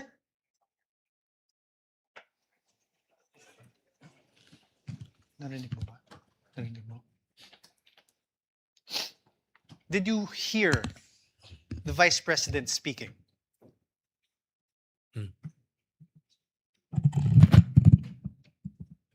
I don't hear. Can you please play again? Mr. Calilong, you're reminded, please answer don't hear, through sir. the microphone. Can you please play it again? MR ka, we will let you go. So we filed our MR. They did not rule on it. But suddenly, they were able to come out with an order ruling to transfer me to the Women's Correctional. Sinabi nila sa iyo.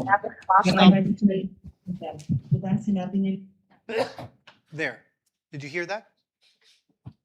There are sounds, but I can't distinguish the words. Can you play it again? Your Honor, asked and answered. What's the point? Okay, withdrawn, Your Honor. No further questions. No further question are for we this done? witness. On cross, counsel, do you have redirect? Of course, Your Honor, please, for the utter failure I of was, the I was hoping you won't, but yes. for the please utter continue. failure of the respondent to Counsel, debunk. before I recognize counsel for the prosecutor, Your Honor, we Senator move Judge to strike. Tulfo Rafi is recognized. Your Honor, sorry, may I move to strike that statement of the prosecutor? How can it be, Your Honor? That's my manifestation. I'm about to answer the question of the presiding officer. We will review the journal tomorrow. I did not even hear anything Yes. that is strikeable, counsel, but we will review the journal tomorrow. Your Honor, he said for the utter failure of the respondent. Yes, Your Honor, We take I said exception for to the that. utter failure of the respondent to debunk the material points testified to by the witness yesterday. Your Honor, I'm he not is yet done. testifying. I'm yet not done either. He is I'm about still to answer the testifying. question. I'm not yet done with the answer. Counsels, please. The presiding officer has not recognized either of you. Thank you. Thank you. Kindly settle down. Senator Judge Rafi Tulfo is recognized. Thank you, Mr. Sir, you Presiding may Officer. proceed. Clarification naman po ito, Mr. Presiding Officer. Mr. Witness, what is your experience with regards to social media analytics? I have training, sir. What kind of training? I have cybercrime investigation training, sir. Okay. Are you familiar with Facebook, or do you have SOCMED accounts that would make you a little bit knowledgeable when it comes to SOCMED? Yes, sir. What is your account? What is your social media account? If I have any? an account in Facebook, in Instagram, Okay. in X. X. So that means pretty much you're a little bit familiar with Facebook, right? Yes, Your Honor. Okay. There were concerns, Mr. Witness, whether the videos presented yesterday are AI generated or authentic. So are you experienced enough analyzing whether a video is AI generated or authentic? Yes, Your Honor. What makes you say that? Based on my experience, Your Honor, and the video itself, it's a 2 hours long. Normally, an AI-generated video will only last a short second, sir. So the video that was presented yesterday, where we saw the VP was saying something or talking to that effect. Did you do something, or what kind of system did you observe or follow to ensure whether that video was AI generated or authentic? Based on personal observation, sir. Personal observation. Yes, Your Honor. Okay, a few more questions. Therefore, will you be able to say that the video presented yesterday were AI generated or authentic? The video presented today is what it is being seen on the Facebook, sir. Okay.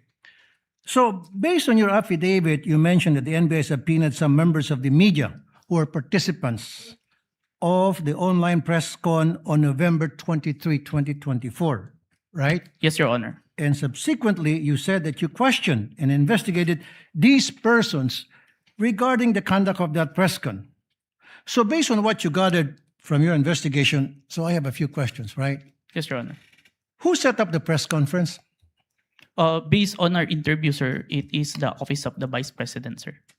So, it wasn't spur of the moment? Press con? I can't confirm, sir, but it's the response of the media personnel that we interviewed.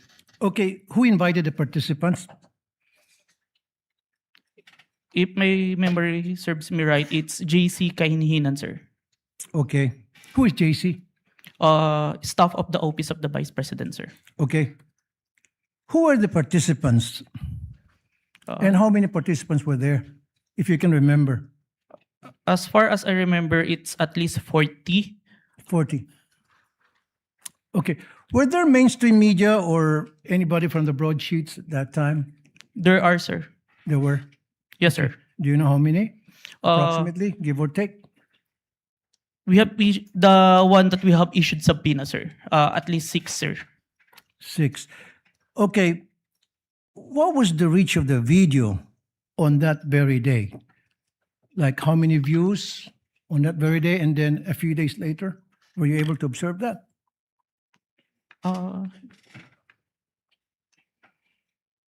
I can't remember, sir. You can't remember. Okay, how did it spread? O paano kumalat sa SOCMED yung videos that was presented yesterday, as far as you know, when you did an investigation? It became trending, sir.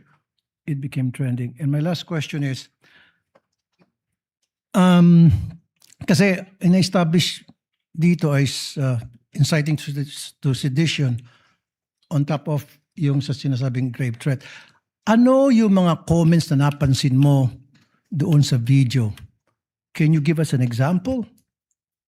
One of the comments, because on the video November 23, there were mentioned about people power when asked a question by Princess Maui.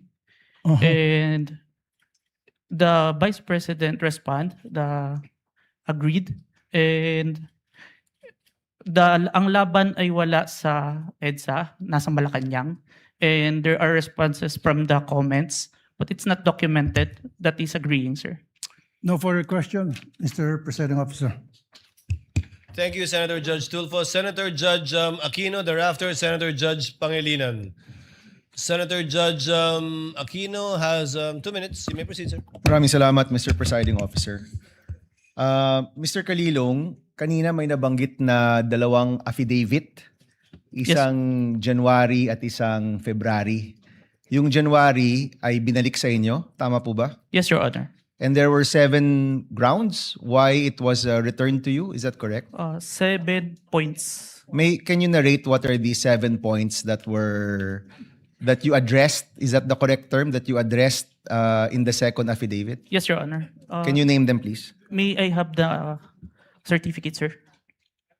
Who has a copy of the certification? Was it counsel for the respondent? Your Honor, may I Yes, get you the may approach Thank and you, show him the document being alluded to by Senator Judge Aquino.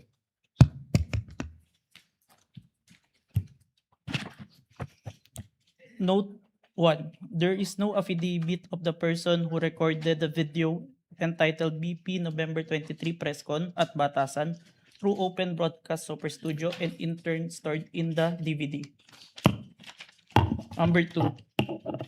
The press briefing conducted on October 18, 2024 was not recorded and or stored in DVD, and there was no TSN of the said briefing and the necessary affidavit of the person taking the TSN. Number 3, Annex I and K DVD with markings NBI-CCN-C-24-12436-2 and NBI-CCN-C-24-12436-2 were not accompanied by an affidavit of the recorder and the TSN. Number 4, Annex L did not indicate who made the TSN. There was also no affidavit of the person who made the TSN. Number 5, the affidavit of what Patricia Morales mentioned that she stored the footage in a USB and submitted to the NBI. However, there was no USB attached to the complaint. Only DVD was attached. There was no detail regarding the content of this DVD. Number 6, only the minutes of meeting with several personalities and representatives from various media outfits were submitted. Although the minutes were signed, there was no individual affidavit executed regarding to the contents of the said minutes.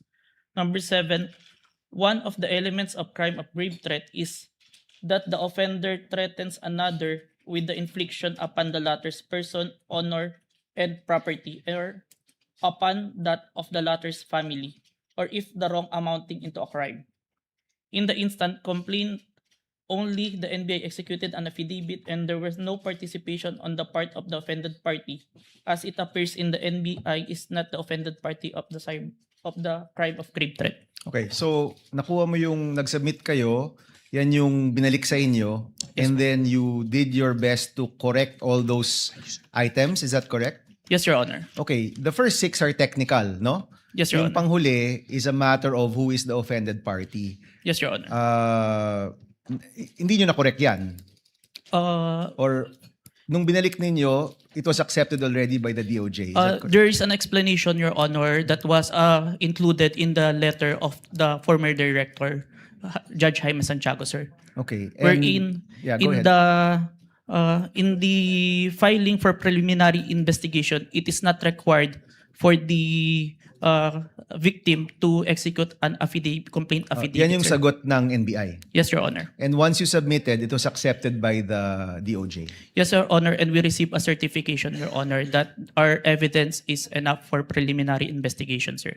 Okay, yun na yung second response to the second affidavit that you provided. Yes, Your Honor. Okay. May mga nabanggit dun sa mga statements tungkol sa hitman, no?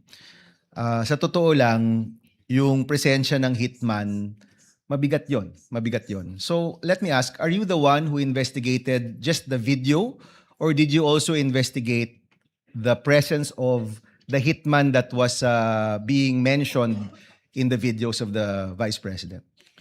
I was only tasked for the video, sir. Okay, may I direct this to the prosecution? Will you be presenting other witnesses that will pertain to this alleged hitman? As to the alleged hitman, Your Honor, please. Yes. Yes. So kayo, Mr. Kalilong, hindi kayo nag-imbestiga niyan. Wala kayong alam tungkol dun sa presensya ng hitman. Yes, Your Honor. Okay. Mr. President, I will refrain from my questions and wait for the witness pertaining to the hitman. Maraming salamat. Noted and entered into records, Senator Judge Pangilinan, thereafter Senator Judge Ontiveros, and then Senator Judge Villanueva. Thank you, Thank you. You have 2 minutes. Thank you, Mr. Presiding Officer. The question is to the witness. Kanina tinanong sa iyo ng defense counsel or counsel for the respondents na kung ikaw ay abogado. Ang sagot mo hindi. Yes, sir. Ikaw ba degree holder? Yes, Your Honor. Ano ang degree? Bachelor of Science in Accountancy, Bachelor of Science in Accounting Technology, and I'm a certified public accountant, sir. So you're a certified public accountant. Yes, sir. Kahapon, tinanong ko sa iyo yung training. No? Kasi nabanggit mo, nagkaroon ka ng mga training. Ang nabanggit mo kahapon, 2 weeks ng training. Yes, Pero on what matter? Only on photo and video authentication, sir. Okay. Meron pa bang ibang training na ikaw ay you went through bilang expert or competent witness sa usapin ng digital technology, cybersecurity, online training? Meron ba? Yes, Your Honor. Anong mga ito? I mentioned that I have a training in Certified Computer Hacking Forensic Investigator. I have a training in Computer Forensic, Mobile Forensic, and Photo and Video Authentication training. I have also training in cybercrime investigation. We also undergone a 480 hours training on cybersecurity and a training before we start the bureau. We have undergone the NBI Academy, which teach us all the aspects in investigation, sir. Okay, and siguro last question. Ang training na ito, puro local ba o meron ding training sa ibang bansa? I have an international, sir, recently. Ano yan? It's a training in Strasbourg. Okay. The name of the training is...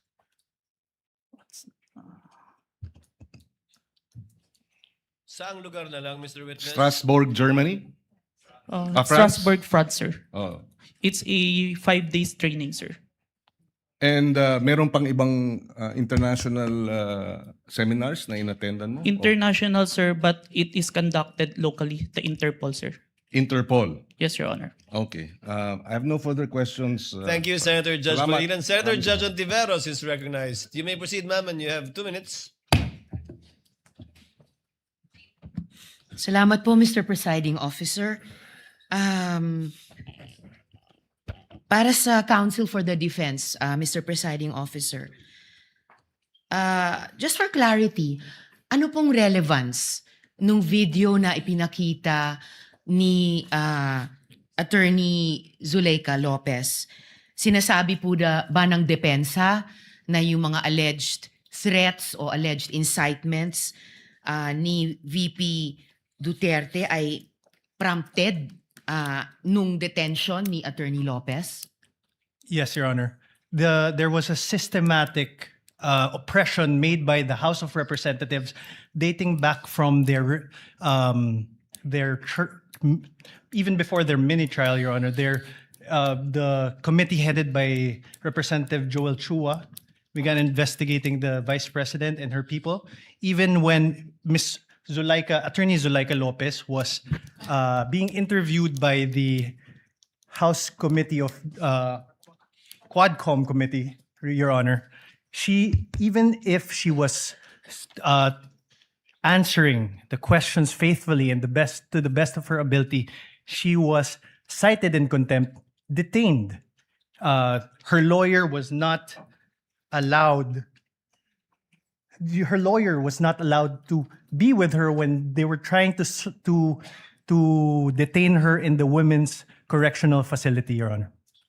So, Mr. Presiding Officer, Counsel for the Defense, position po ba ng depensa na pwedeng palampasin ng alleged grave threats kung may masasabing lehitimong dahilan para magbanta? Your Honor, that is not the point. No.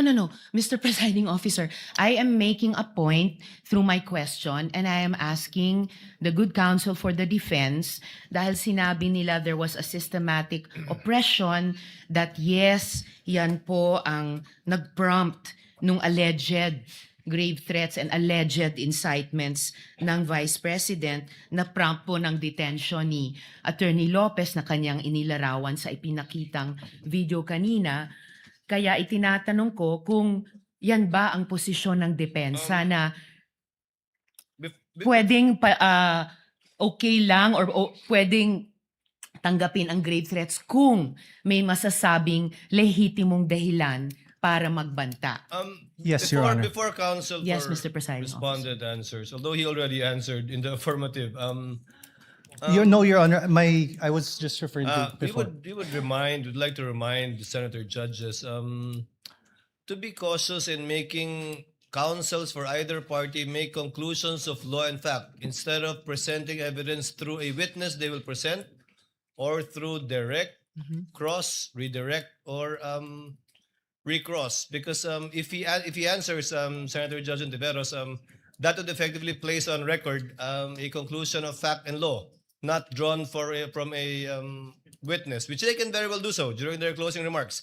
And when I allow him to speak by way of repartee to the peroration yesterday and discussion yesterday by counsel for the prosecution. But other than that, as agreed with some of the senator judges, we would try to limit the answers of the counsels for the parties. With your indulgence, Senator Judge Ontiveros, please. I submit, Mr. Presiding Thank you, Officer, may I just in closing make of record that I also appreciated and also submitted to the ruling of the Presiding Officer yesterday because I appreciated that it partook of the history of impeachment proceedings in this court.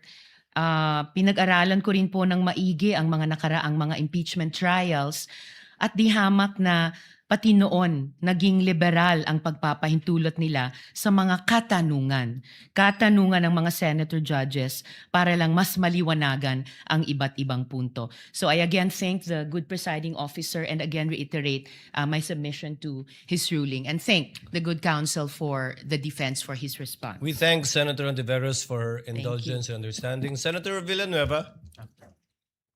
And thereafter, Senate President Gatchalian. You may proceed, sir. You have 2 minutes. Thank you, Mr. President, Mr. Presiding Officer. May I just point out something to the witness? Mr. President, Your Honors, the witness mentioned yesterday that reported statements of the Vice President were referred to the Presidential Security Command and evaluated in coordination with the National Security Council. Just to assist the court in evaluating the relevance and weight of the government security response in determining whether the respondent's conduct constitutes an impeachable offense. May we know from the witness could the witness explain yung threats po ba, how threats against the president are ordinarily assessed by the government. Kasi dito yung lumalabas yung pag-weigh natin whether or not meron bang bigat yung threat o ito'y ordinaryong threat na nangyayari sa pang-araw-araw nating buhay. Specifically, Mr. Witness, what factors are taken into account in evaluating a reported threat and in determining appropriate measures? I can't answer on the part of the NSC or the because I'm not part of the institution. In your in your capacity as an In my agent? capacity, Yes. one of the consideration if it's a active threat, if it's the one giving the threat is capable of doing so. Meaning, If someone high-ranking officials, and if you say an high-ranking and have official, a capability or power over to implement those such threat, it is considered, sir. example, a mayor, perhaps? Would you say a high-ranking official? A congressman? Not- Or yung basihan po ng kanyang threat. Kunyari, ang threat ko, dadalhin kita doon sa buwan. Wala naman akong space shuttle. So, wala din pong bearing yon. Is that the correct assumption? Not only, sir, but also how it was delivered, sir.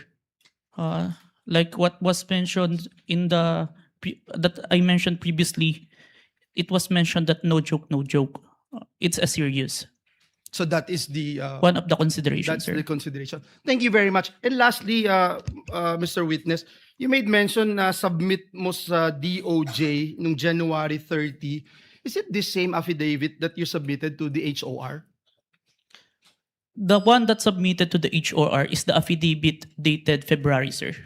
So that's the latest. Yes, sir. The one that complied with the requirements of the DOJ, sir. Thank you very much for that clarification. Thank you, Mr. President. Thank you, Senator Villanueva. Before I recognize Senate President Gatchalian and thereafter Senator Erwin Tulfo, may I remind Attorney Narvasa that your 5 minutes, you'll be given your 5 minutes after the questions of the senator judges and before we recognize the counsel for the prosecutor for his redirect. Senate President Gatchalian is recognized. you, You may Honor. proceed, sir. You have 2 minutes. Thank you, Mr. May I be Presiding clarified? Officer. I believe that we would do it after recross.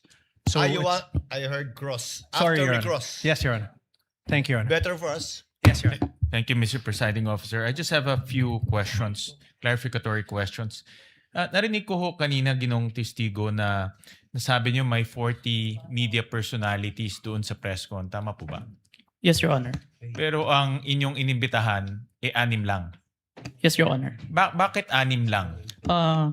The 40, we see the number of participants, but the number of person who asked the Vice President during that time, it's limited.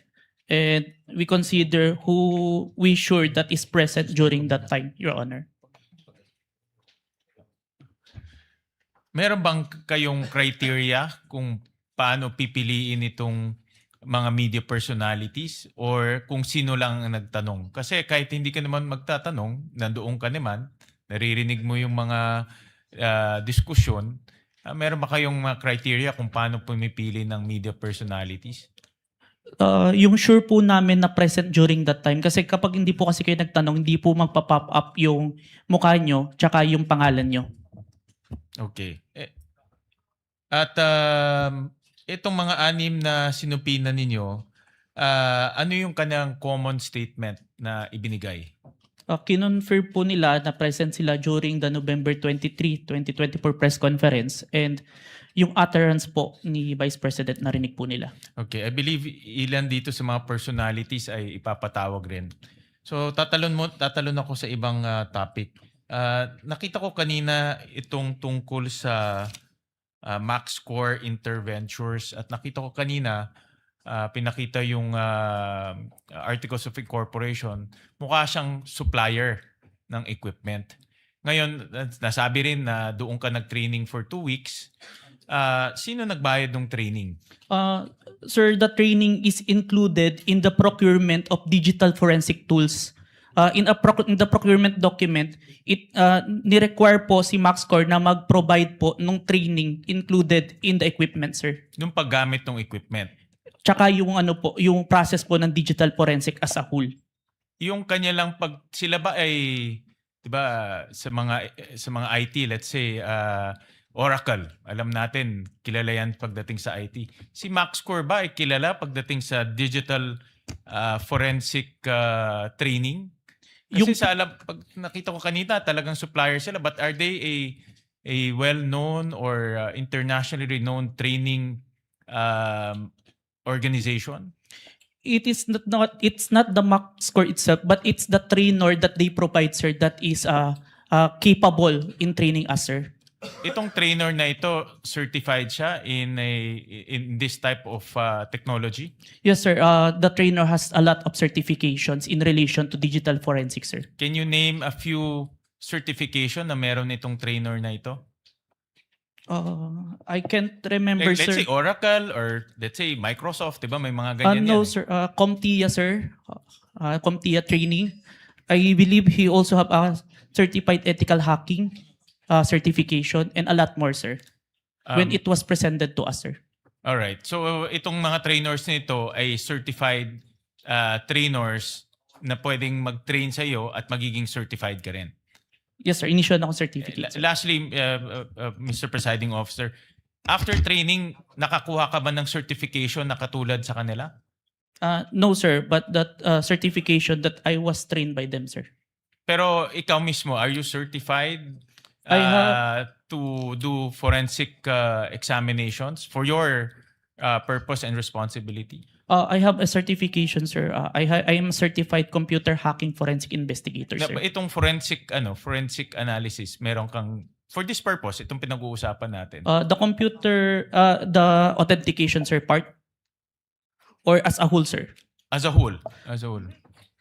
I have a certification in computer hacking, sir, specific. But I have trainings in relation to the... Iba yung hacking eh. Yung pinag-uusapan natin, forensic examination ng video, forensic examination ng mga ganitong bagay. Meron kang certification doon? I have certificate, sir. All right. Thank you, Mr. Presiding Officer. Senator Judge Erwin Tulfo, thereafter Senator Judge Marcos. You may proceed, sir. You have 2 minutes. Maraming salamat, Mr. Chair, Mr. Presiding Officer. Ang katanungan ko po ay para sa ating testigo. Batid ko po na sa ilalim ng Republic Act 10867, sa ilalim po ng Section 4, ang kapangyarihan po ng inyong ahensya na mag-imbestiga kapag ng mga krimen, partikular na tulad ng mga banta sa buhay ng Pangulo, ikalawang Pangulo, Senate President, Speaker of the House, at Chief Justice. Tama po yun. Yes, Your Honor.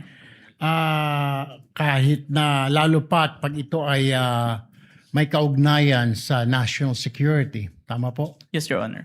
Pero ang tanong ko po, ang pagsasampa po ba ng kaso, nasa mandato rin po ba ng NBI na magsampa ng kaso doon sa mga tao na nagbanta sa buhay ng Pangulo, ikalawang Pangulo, Senate President, Speaker of the House, Chief Justice? Is it automatic or kailangan mag-request sila sa inyo? Matic ba yung pagsasampa ng kaso doon sa nagbanta? In this case, is it automatic or wala lang, kasama sa mandato niyo to file charges dahil binantaan mo Pangulo o si Vice Presidente kung sino mang yang 4 na matataas na opisyal natin or 5 matataas na opisyal natin? Ang basis namin doon, Your Honor, is yung primary objective namin to investigate cases to the threat to the President, Vice President, Senate President, Supreme Court. And if we found that the evidence is enough that there is a crime committed, we will file a case because that's the output of our investigation, sir. Kahit po ba na hindi yung biktima, in this case, yung Pangulo, biktima ng threat, kahit na hindi siya nagreklamo, automatic po yun? Kahit na hindi siya nagreklamo sa inyo? Yes, Your Honor. Okay. Hindi nyo na siya kailangan tanungin pa na, Sir, gusto nyo po bang kasuhan namin ito? Wala nang gano'n. You will never ask. Sabihin natin, hindi lang Pangulo, Vice Presidente, nangyari din sa Vice Presidente o sa Speaker of the House, sa Senate President o sa Chief Justice. Hindi nyo naman lang siya afford to ask him like, Sir, will you go to the process? Kasi magpa-file ka po ng mga affidavit. This is a long process, etc. Kahit na Pangulo ka po, may pipirmahan ka mga affidavit. Is it automatic, Mr. Witness? We submitted it, sir, even without a complaint in the for preliminary investigation, sir. No further questions, Mr. Presiding Thank you, Officer. Senator Judge Erwin Tulfo. Senator Judge Marcos is recognized. You may proceed, ma'am, and you have 2 minutes. Yes, maraming salamat. Mahal na namumuna. Hihingi lang po ako ng dokumento para mas madali nating sundan ang mga pangyayari. Nalilito lahat pagkat wala po kaming papel. At ang nabigay sa amin, eto, Annex FFFGGG. Nalilito po kami kung alin dito yung mga papel. Kung maaari kaming bigyan, unang-una, yung unang tinutukoy, the first affidavit of investigation dated January 30, alleging grave threats inciting to sedition ng NBI. Ikalawa, yung napasok na yata sa record, pero nais rin namin bilang Senator Judge na magkaroon ng kopya ng DOJ certification signed by Prosecutor Bandung February 5 na nagbigay ng 7 grounds na insufficient for preliminary investigation. Ikatlo, yung naibigay na. Ito klaro to, naibigay po ni Mavic at ng iba pang staff natin. Yung February 10, yung ikalawang amended na ibinigay na revised affidavit of authentication, February 11. Ngunit sabi ni Testigo Kalilong na merong kasama ito na wala rito sa record natin at sana maibigay si Senator Judge, ito yung sulat kasama nung second revised affidavit of authentication. Ito naman yung sinasabing sulat ni Santiago K. Fadulyon ng DOJ na nagsasaad na hindi kailangan na may private complainant yung sina Presidente, ang First Lady at saka yung dating Speaker dahil base sa kaso ng Santos Concho versus DOJ na 2008, hindi daw kailangan yung private complainant. May we also have a copy of the same.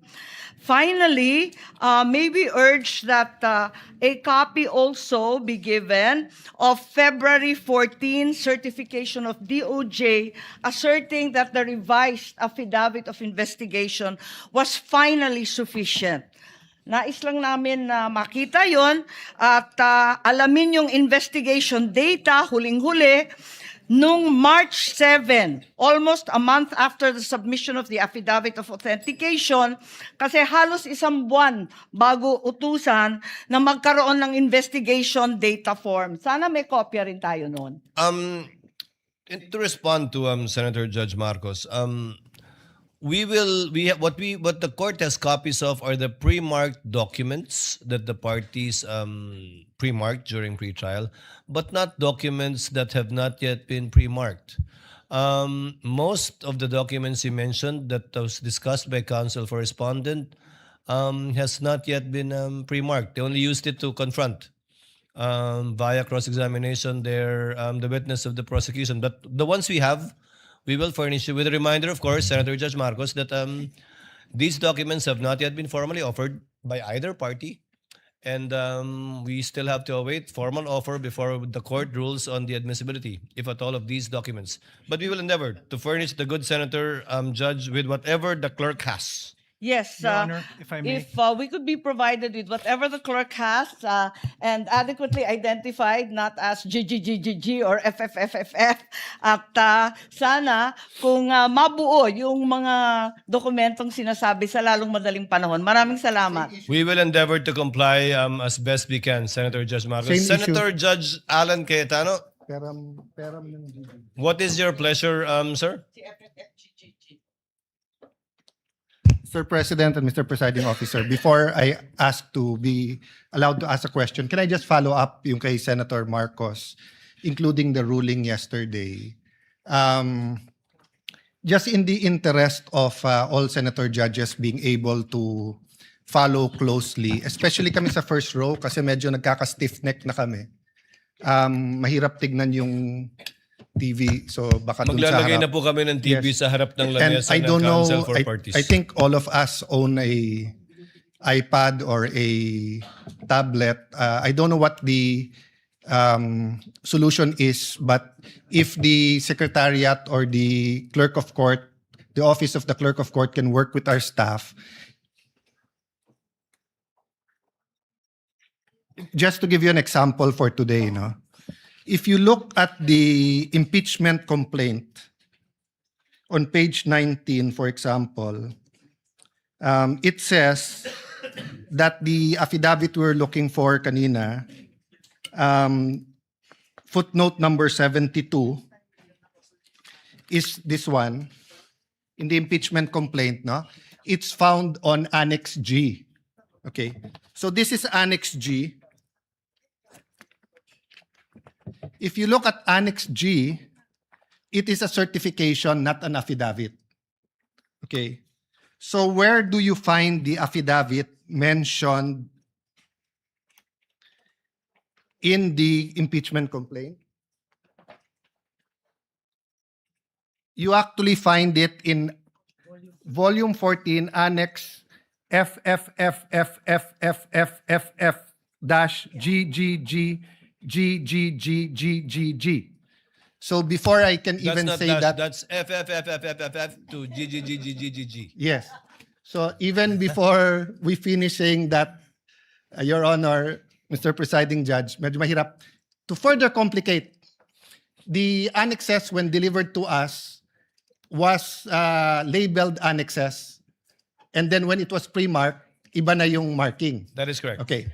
So to clarify, I'm not asking both the prosecution and defense to give us any documents in advance that will prejudice their presentation or the rebuttal.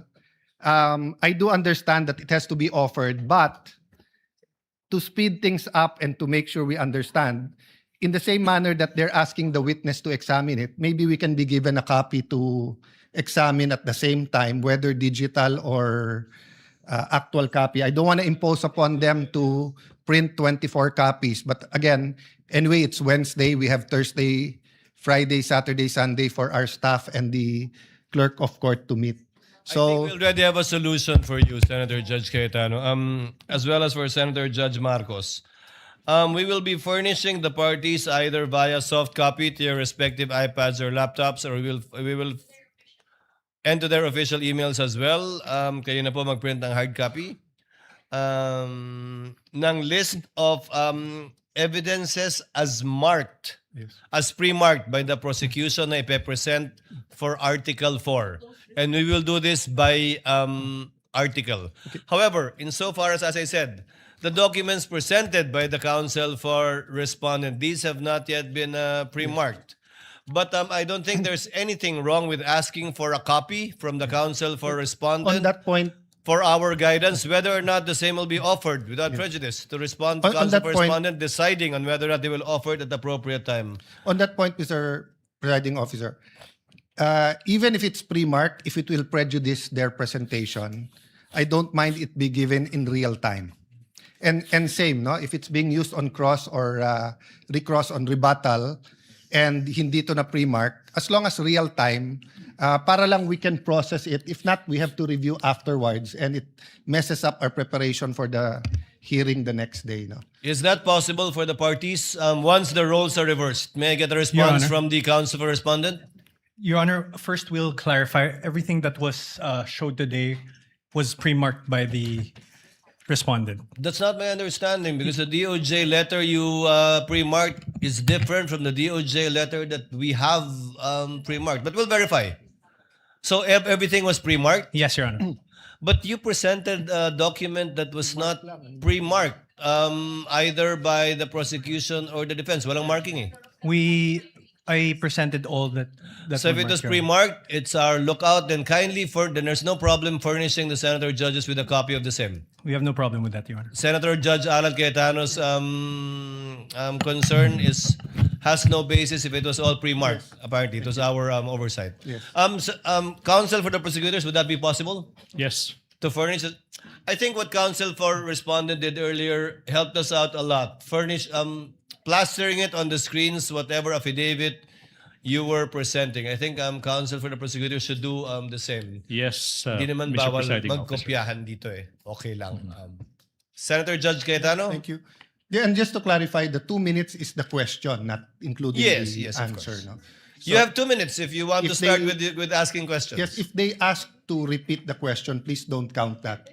No, 2 minutes is long with short questions, but many of us want to get to the bottom of it, end up only asking 1 or 2 questions. So just a little bit liberality. We will be lenient, Yes. Thank you. Senator Judge Thank you Alan very much. Cayetano. You Appreciate may it. proceed, sir. You have 2 minutes.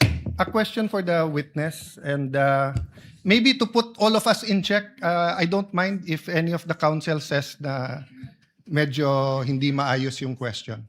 I mean, given what happened yesterday and today, and there are questions that could prejudice the case either way. As long as we call each other out respectfully, to the both counsels, you cannot correct a senator judge, but I don't mind if you think it prejudices. That's your duty to your client. Yes, sure. So this isn't the start of the 2 minutes yet. Sa magandang hapon, Mr. Witness. Good afternoon, Your Honor. Medyo mahaba na yung pag-upo mo dyan, but allow me a few questions. No? Yung circumstance lang, so paano nagsimula yung investigasyon na na-involve ka? Were you from the start o hindi? At written instructions ba to? O sinabi, oy, may investigasyon tayo? Just konting clarity, paano na-umpisa yung specific investigation? And was it based on the November 3 video? Tama ba? November 23, Your Honor. Okay.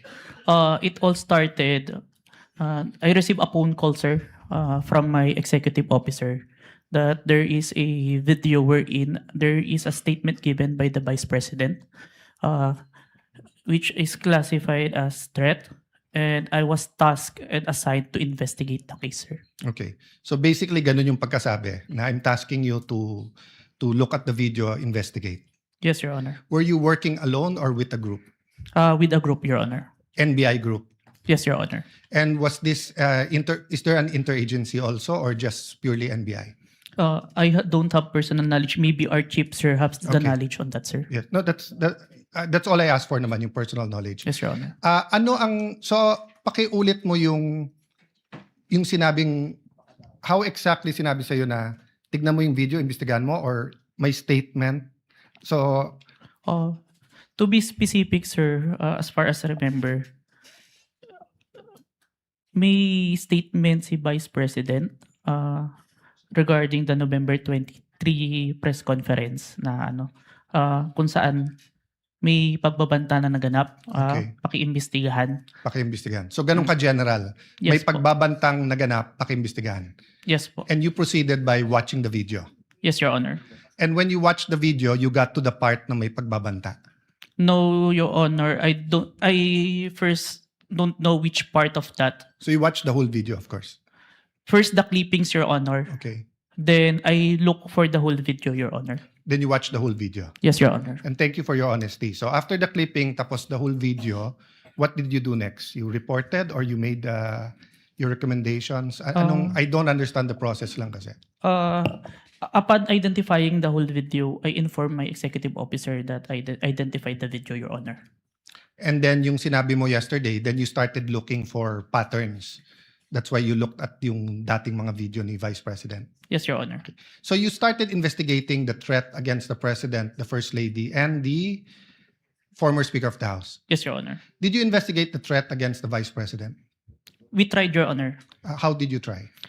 It is included in our letter to the Vice President, Your Honor. That's why we were inviting her to proceed to our office to investigate the threats to her life, Your Honor. How about the vlogger who asked her about Oplan or whatever they call that Romanov? Did you invite them? Yes, Your Honor. And did they testify? The Princess Maui did not appear, Your Honor. Did not appear. Did you also look for previous videos that are threatening to the Vice President? We look on the Romanov part, Your Honor. Okay. But we identify a different person who first mentioned the Romanov, Your Honor. Did you coordinate with the PSG? I have no personal knowledge, Your Honor. You yourself? Yes, Your Honor. Maybe our chief, Your Honor. Yeah. But you are aware that the primary responsibility of protecting both the President and the Vice President is the PSG? Yes, Your Honor. So isn't it fair to say that any investigation against a threat to the first family, the President, or the Vice President, you would normally ask the PSG if they received any threat? I have no personal knowledge, Your Honor. No, I'm asking, hindi ba normal sa investigation kung sino yung primary agency na taga-protekta na lumalaban dun sa threat, ay tatanungin natin. Yes, Your Honor. So bakit hindi tinanong ng NBI ang PSG? Or in your case, why didn't you ask the PSG? Maybe it can be answered by a chief, Your Honor. No, I'm not. I will ask your chief also. I'm asking you, when they said, look at this, you looked at other videos, you tried to get Princess Maui, you tried to get the vice president, but you didn't contact the PSG for the first lady, for the president, and for all you know, the PSG will tell you right there and there, the threat is real, or the PSG will say, politika lang yan. Diba? Both the vice president and the president are protected by the PSG.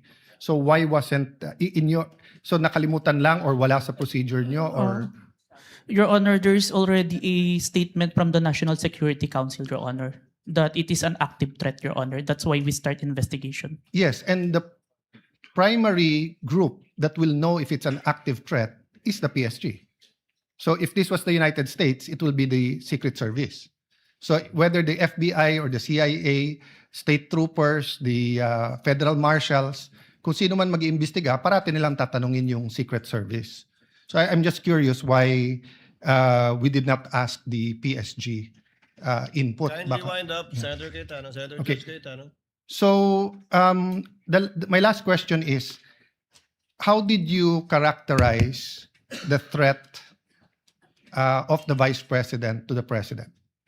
Given that ang exact words niya, huwag kang mag-alala ma'am sa security ko kasi may kinausap na akong tao, sinabi ko sa kanya, kapag pinatay ako.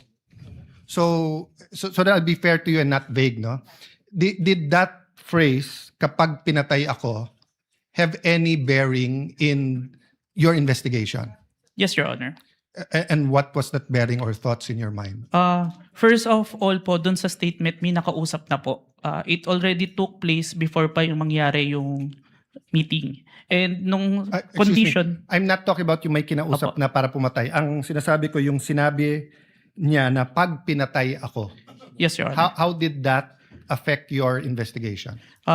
There is a condition na kapag pinatay siya. But as we can see, it's only applicable if there is only two parties. The statement make a loophole wherein a third party can use that na kapag namatay si BP, ma-execute ngayon yung statement ni BP na may nakausap na siya without the participation of the one mentioned, the President, the First Lady, and the Speaker of the House, Your Honor. That's fair. But what I'm saying is that in your reports, did you characterize it as a conditional threat? Kasi kung hindi naman siya pinatay, the logical implication is that there's no threat against the... So I'm not saying it's not illegal, immoral to contract a killer. I'm just trying to follow the logic na pag sinabi kong pakukulong kita, Mr. Witness, pag nagsinungaling ka under oath, then it's actually not a threat. It's a legal... I'm just telling you the law, di ba? Pero pag sinabi kong pag hindi ka sumunod sa akin, ano yung kita? So that's my last question lang. So how did you characterize that? It wasn't a conditional in your mind because may kinausap na? Even with or without, sir, it's still considered a threat as long as the person... I have no doubt there. I'm just asking, is it a conditional threat?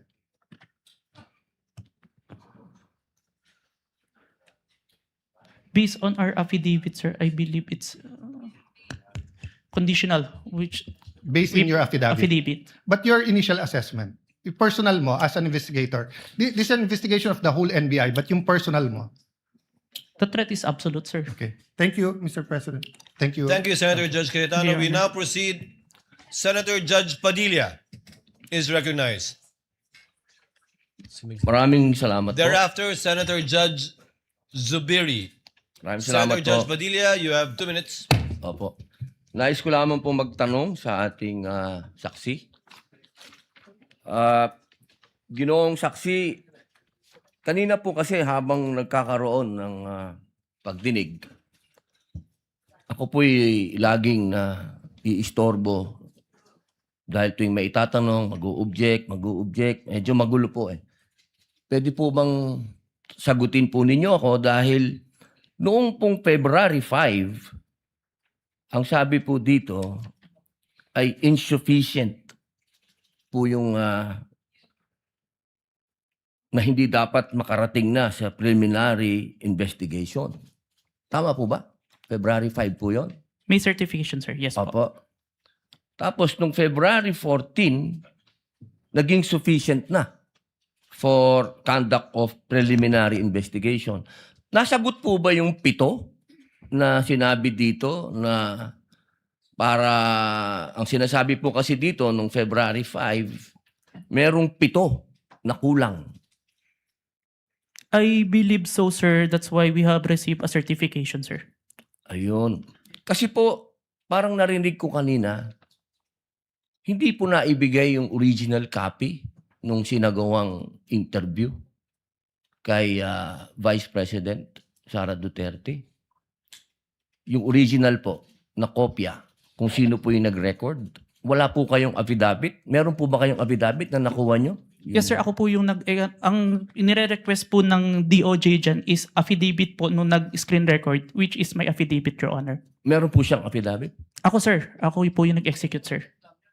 Hindi po yung mismong tao? Yes po. Ang hinihingi po kasi ni DOJ is kung sino yung nag-screen record through OBS, sir. Hindi po yung mismong tao? Yes, Your Honor. Kayo lang po yung nag-affidavit? Yes, Your Honor. Pero meron po kayong pagkakataon ba na nakausap niyo yung tao at nagbigay siya ng affidavit? May I clarify, Your Honor, if sinong tao yung tinutukoy? Yung nag-record po? Ako po yung nag-record through OBS, sir. Hindi po. Yung mismong nag-record po kay Inday sa Vice President. Nakausap niyo po ba? Yung raw file po. Kasi napakahalaga po nun. Kasi doon po natin malalaman kung original ba o hindi. The video itself, sir, is publicly available. That's why I performed the recording, sir. Tory questions lang po ito. Dito ba sa ating bansa, dahil tinatanong ko po ito sa inyo, dahil kayo po investigating body, sa ating bansa, meron bang specific law pagdating sa mga banta sa Pangulo, Pangalawang Pangulo at kanyang mga successors? Or yan ba'y pasok lang sa grave threats, which is applied sa lahat? Applicable sa lahat ng tao? Based on my personal knowledge, sir, it's only on the grave threat, Your Honor. Which is applied to everyone, if I'm not mistaken. No? Kasi sa batas sa Amerika, sa Estados Unidos, meron pong tinatawag na number 18 under the United States Code, Section 871. There is a specific law na pinagbabawal po itong mga threats to the President, Vice President, and its successors. May jail time po ito at may fine na malaki. As a matter of fact, dito sa panahon ni Pangulong Trump, marami na po silang kinasuhan at hinabla at napasok sa kulungan dahil sa paglabag nitong batas na ito. At Secret Service po ang sumasagawa ng investigasyon. Sa atin ba dito, ang NBI ba ang nabigyan po ng kapangyarihan para gawin itong investigasyon under your new NBI code? Under our law, sir, the new NBA law, included po yung investigation to the threats to the life of the President, the Vice President, the Speaker, the Senate President, and the Supreme Court, sir. So, klaro na kayo, nasa kapangyarihan ninyo. Kasi hindi pwede sa Presidential Security Group. Hindi katulad sa Estados Unidos, yung Secret Service ang talagang nanguhuli at nag-imbestiga. Sa atin dito sa Pilipinas,